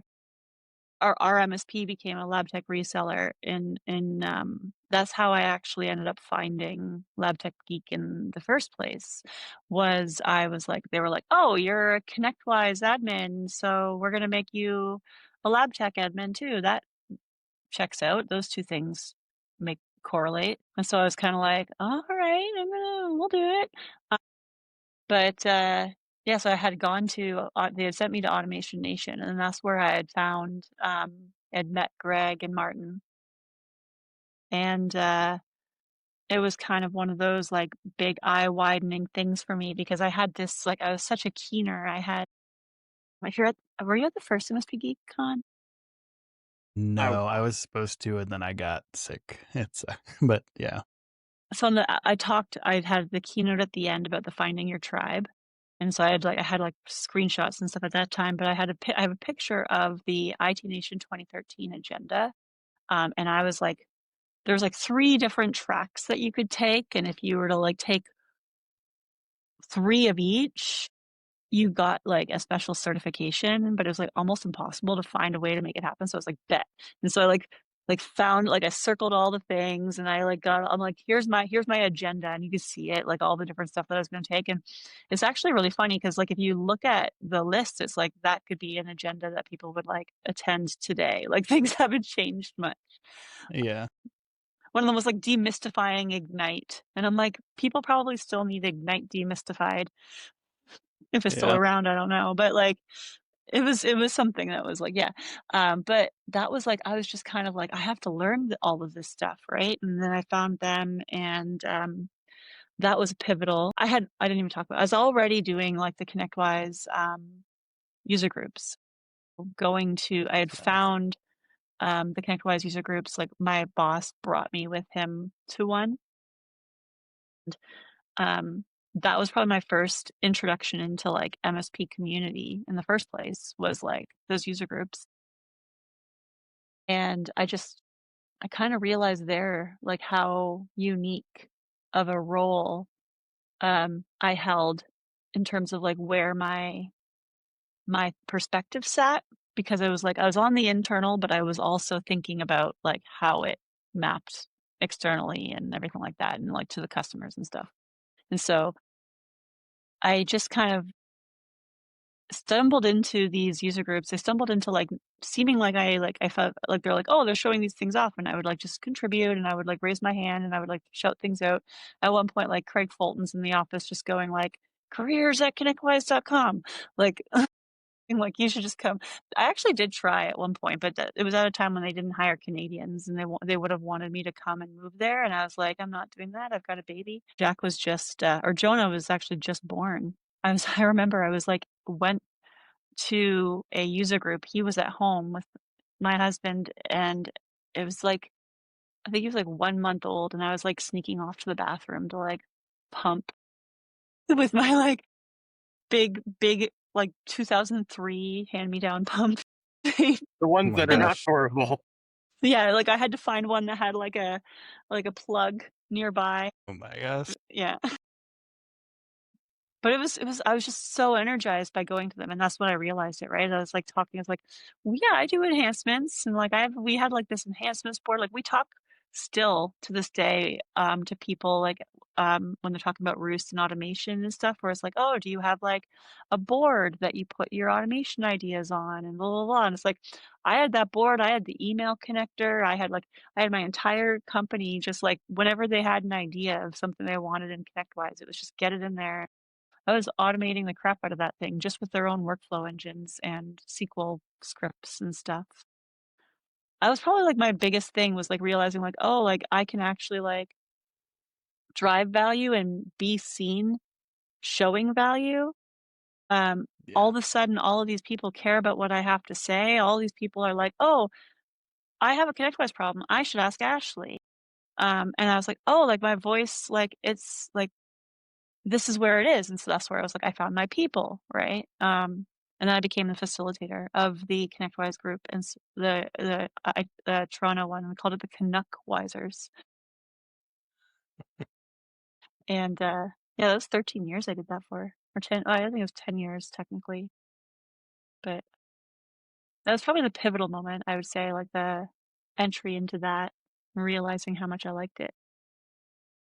That's cool. Yeah, it's funny that like kind of the ConnectWise at the time had like some of those moments like I I kind of picked up Automate because nobody else was doing it, and they sent me to a boot camp, and like I still keep up with all the people that I met there, and that was over 10 years ago now. And Yeah. then I went to When was that? automation. You went to their office for a boot camp? Yeah, When? yeah. It would have been early 2013. Okay, because I did too. Yeah. It was one of the first ones that they put on, and CJ was sitting in the room, and he was in there because he was like, we have to figure out how to turn this Okay. from 3 days into like 3 hours online. And it was like Scott McQueenie was giving the training. And I was like, wonder if it was the same time. Yeah. Mine was probably a little bit later than yours, but I was like, I was young, so I was like the nerd in class, and I was like answering the questions that were probably rhetorical and stuff like that. And just, Yes, you know, I think motivated by it. Like, yeah. 100%. And then, like you said, when you're there, they're like, hey, go join this IRC channel. And so I'm in there, and like, then I go to Automation Nation and Well, so like, you were before me then, because I didn't go. I was never in the IRC. yeah, Well, actually, I was mostly just on the forums and for the first little bit. yeah, no, I didn't connect as much with the forums for whatever reason, so I was in the IRC chat, and it was weird. Like once a day, like Greg would pop in and be like give his opinion on something, and you're like, this is cool. The good old days. And then you kind of like build relationships from that. So like I go to Automation Nation, and it's kind of funny because like Martin and Michael Priest and stuff are like, come on into this session and stuff, and I'm just like kind of lost, and I'm like, all right, let's go. And Like you said, I think that's was kind of my first experience, but the community aspect of it would have been LabTech Geek at the time, and So was Automation Nation 2013, was that your first one? I ended up going 2014. Like my company would send me Okay. to like maybe one thing a year, kind of. So it was 2014 that I went to Okay. Automation Houston. Yeah. Because my very first one was 2013, but then I didn't go again until 2017 because that was when I was at Avic, and I kind of like came back over to. Yeah. So you're at your MSP. When do you decide to go to what Dean would refer to as the dark side? Like, you're chugging all your MSP, and was it Gradient or Avic that was first? I get those mixed up. Well, technically, like Avic was the first vendor that I worked at, but I didn't go there after my MSP. I took the full journey. I went MSP and then I went consultant and then I went vendor. So I left my MSP to be a sole proprietor consultant person. Like they had just lost one of their larger clients. It was one of those very typical kind of like a lot of the eggs were in one basket, and when that basket went away, they had to make some decisions. And one of those decisions was to let go their accounts receivable, account admin dispatch person that was kind of doing the job that like I had done a while back, and they made the decision to keep me. Um, but at the same time, I was like talking to these other companies, and one of them was trying to recruit me to come and work for them full time. And it was like not in the tech industry; it was like healthcare tech. Um, it was like an application analyst for a healthcare company. And so I decided, I'm like, well, maybe I could just go do that and then like work for them part time. And so I offered them that. I was like, I can go take this other job and then I can just like manage your ConnectWise and do your projects. And so we'll have like a recurring amount and then like we'll just do whatever. And so then they did that and they were able to hire Katrina back. And so that was like my main, like, I rarely ever do things just for myself as a launch off point, but because there was like this other person that was involved that I knew that they needed her. She's still there. So like it's really awesome that she still works there. So that's really great. But like I was able to do that, and then it ended up being around the same time as one of the IT Nation share user groups. And so I had gone there and I had told a couple people, and like instantly all of them were like, I'll give you a couple hours. Well, oh, why didn't you tell me that you were leaving? I would have hired you. Oh, like now that you're not working for a competitor, can I throw you some work? And before I knew it, I had like 5 different people who were committing for my full 40 hours of time. And so I was like, okay. So I like left this company that I was at for like 3 months, um, which I ended up like already drilling into their ticketing system while I was there. like like ticketing was like where I was going to end up no matter what. But like, yeah, so like I had like 3 or 4 different people who were like a core like commitment to say like we'll give you this many hours a week. And so I was like, all right, let's do this. And I made Smart Owl Solutions, which was the company that I was just me, but I did ConnectWise implementations. It was the year at IT Nation that they came out with the virtual administrator right after, because that was one of the things I was selling was like supporting people's stuff. And I was like, it was so like twice at the time to be like, hey, good idea. We'll sell that in house too. Yep. But like, I was having like their account managers sending me people because Canada felt so underserved. Like it was so expensive. It was like $2,500 a day plus food and expenses, just to get somebody on site. If you wanted somebody to come and help you on site. And so they were like, hey, Ashley, this guy in Markham really wants help, whatever. So like Dina, like she was like sending me people, and I was actually having to turn people away at how much I was helping people in Buffalo. Like there was such an appetite. It was one of those things where it was like kind of like 10 years too early. Like if it was like now, like we have so many of these types of companies now doing this. I just like stopped. I just folded one day. I was like, I'm done doing this. So like I could have like sold it for like who knows, right? If I was a little bit more of a entrepreneur. But yeah, I did that for 4 years. Actually, it's kind of funny. Like everything's been about 4 years. Like I was at my MSP for 4 years, and then I was a consultant for 4 years. Did the reporting, custom reporting, kind of like Next now. Reverse engineered a lot of the reports actually. And then I went to Aubek, and I was at Aubek for 4 years. And then Gradient and Roost were 2 and 2. So it's kind of like 4 years. And then, yeah, now we're here. How long have you been with CyberDrain? Well, about 2 years. So it's Okay. the same So same as Roost. Like I think that around the same time, I kind of swapped. Like I was full time with Roost, and I was doing part time with CyberDrain. And then like about a year and a half in, I swapped, and so then I was part time with Roost and full time with CyberDrain. still 2 years. Watch out, Kelvin. You're gonna have to get a new COO in 2 more years. No, this is CyberDrain's not going anywhere. My goals for CyberDrain are not going to make it go anywhere anyway. So I wanted to build this big, ultimate ecosystem of education I'm excited to receive a cow. I am looking in my mailbox every day for a cow. for stickers. Did you sign? You got my email. You signed up and got for like I the. did. I did. I signed up even though I'm a Ninja customer, Oh, and you already have it.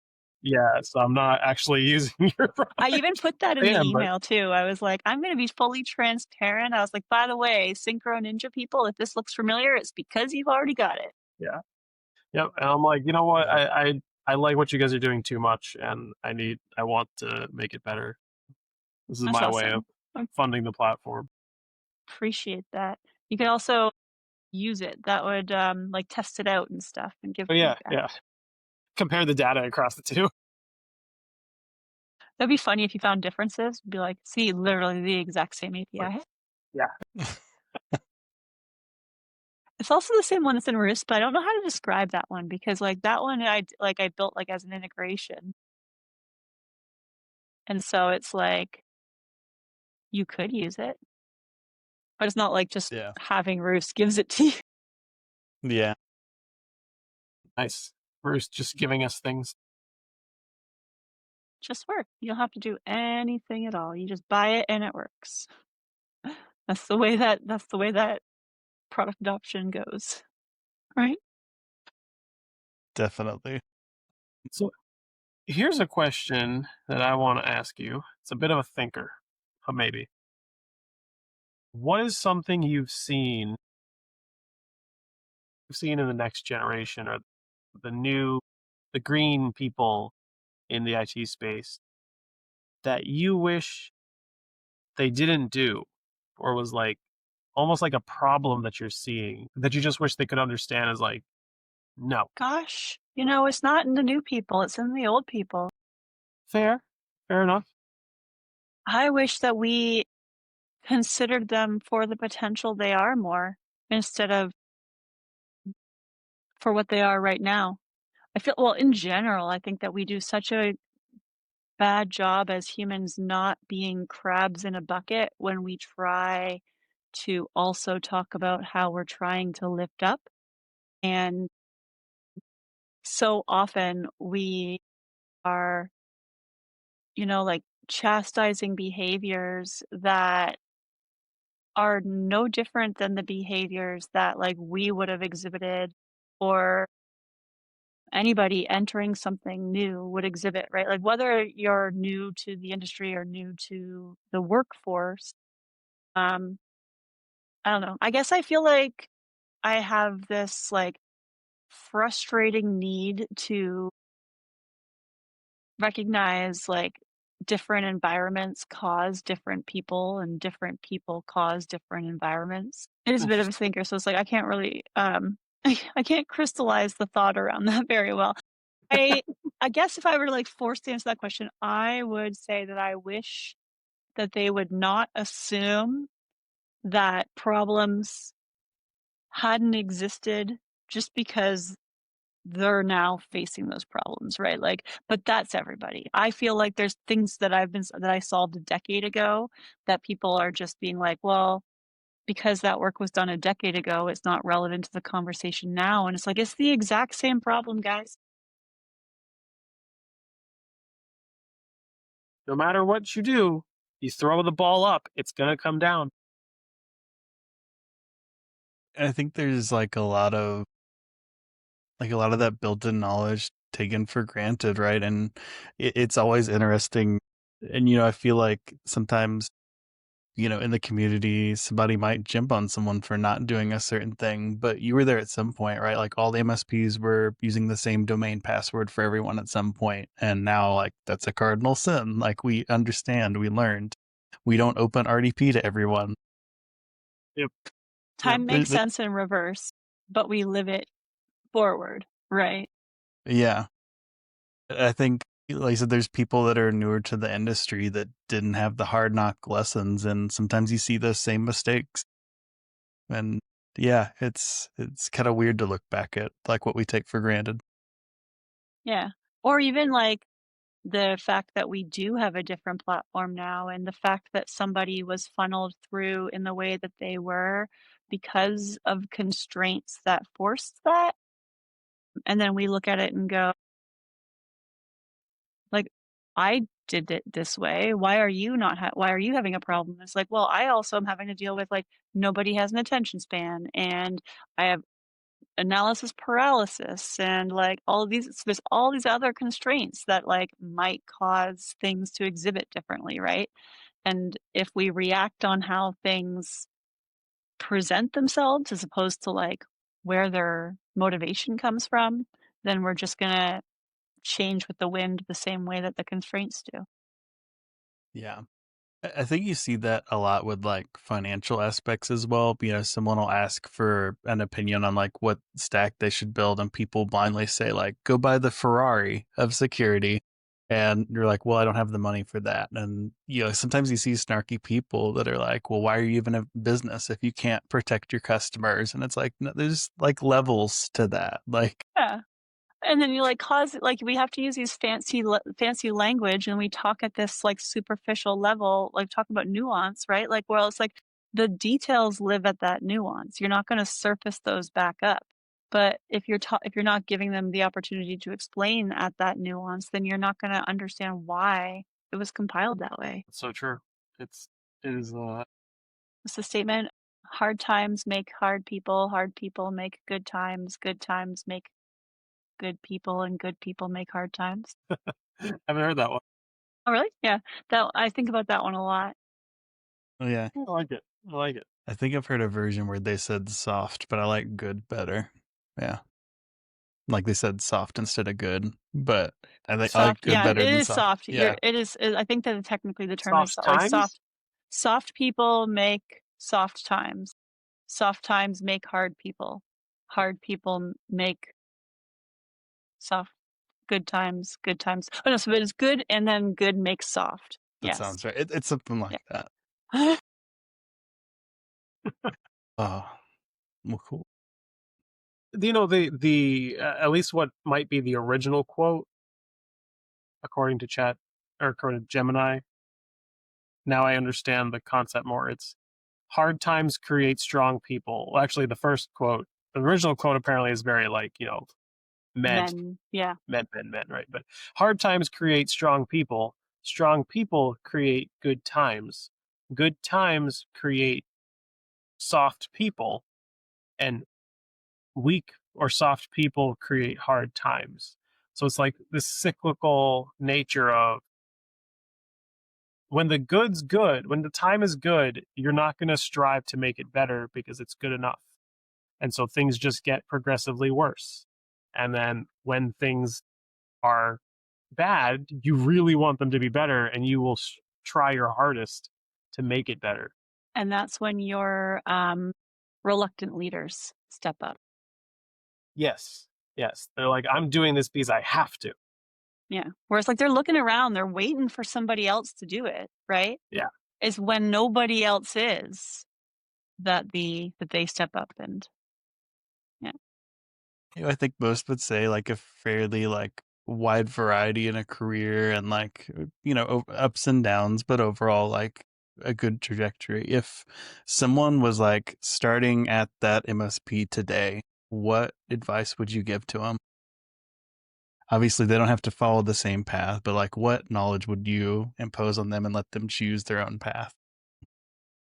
I would I mean, I'd probably wanna have a conversation to make sure that it was relevant, but, like, in general, high levels, it would be, like, find, like, the find your people, find your community, like, find the problems that you are solving or you are trying to solve and who else out there is solving them too, regardless of the nouns or the adjectives, like, what are those, like, truths that are, like, a struggle? Be curious, be patient, literally slow down. Everything is a dumpster fire because we treat everything like a dumpster fire. Like, I think, like, the people who have impressed me the most have been the ones who are, like, stopping and thinking and being like, "Alright, like, where am I at with this? How do I" it's not the world is ending, it's now I'm learning. Treating everything like a learning experience. And then, like you said, like, um, I guess, like, I'm a hesitant to say to somebody just, like, be open because, like, you need to make sure that like, the company itself needs to have, like, the foundational safety for you, but I would say, like, make sure that those things are in place, right? Like, make sure that you have that English to English translation between you and what you need and, like, the company and the leaders and what they need, because if they're looking for like you said, I think it was you that said it, Abby, but they're not gonna say necessarily, like, what they want always, but you can align on what that means or to get to, right? And so it's like if you wanna go to an event or if you wanna go wherever, like, you're not always gonna have the business owner that, like, understands why that's valuable, but you can understand why they're struggling with seeing that value, just like everybody else is, right? And that's where the community comes in, so I guess it all comes back to community for me. Love it. Yeah. If people are looking for you, where do they find you? I believe you're on LinkedIn. Anywhere else people should like go to find the things? LinkedIn's a good platform to launch off of. I'm in all the Discords, kind of like two, I guess, LinkedIn and Discord. I'm in MSP Geek, Roost, all the Discords.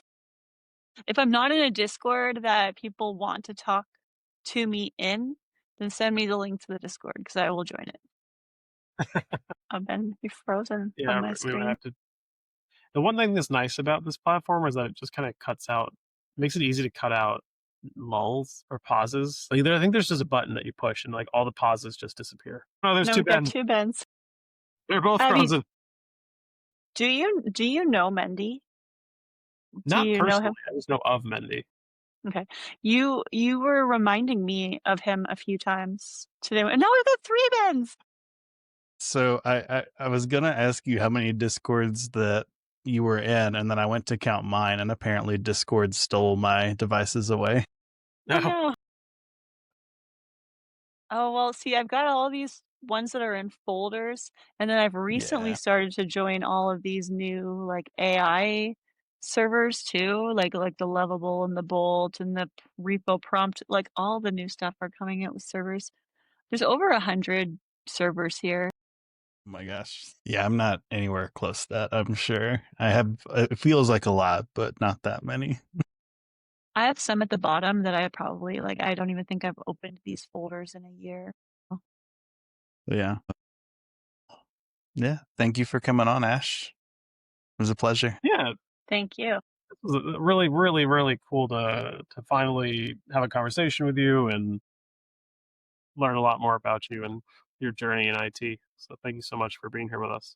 Ditto, and I had a great time. I love talking to you guys too. So thanks. Well, until next time, everybody, stay strong out there, learn something new every day, and we'll see you on the next podcast. See you guys.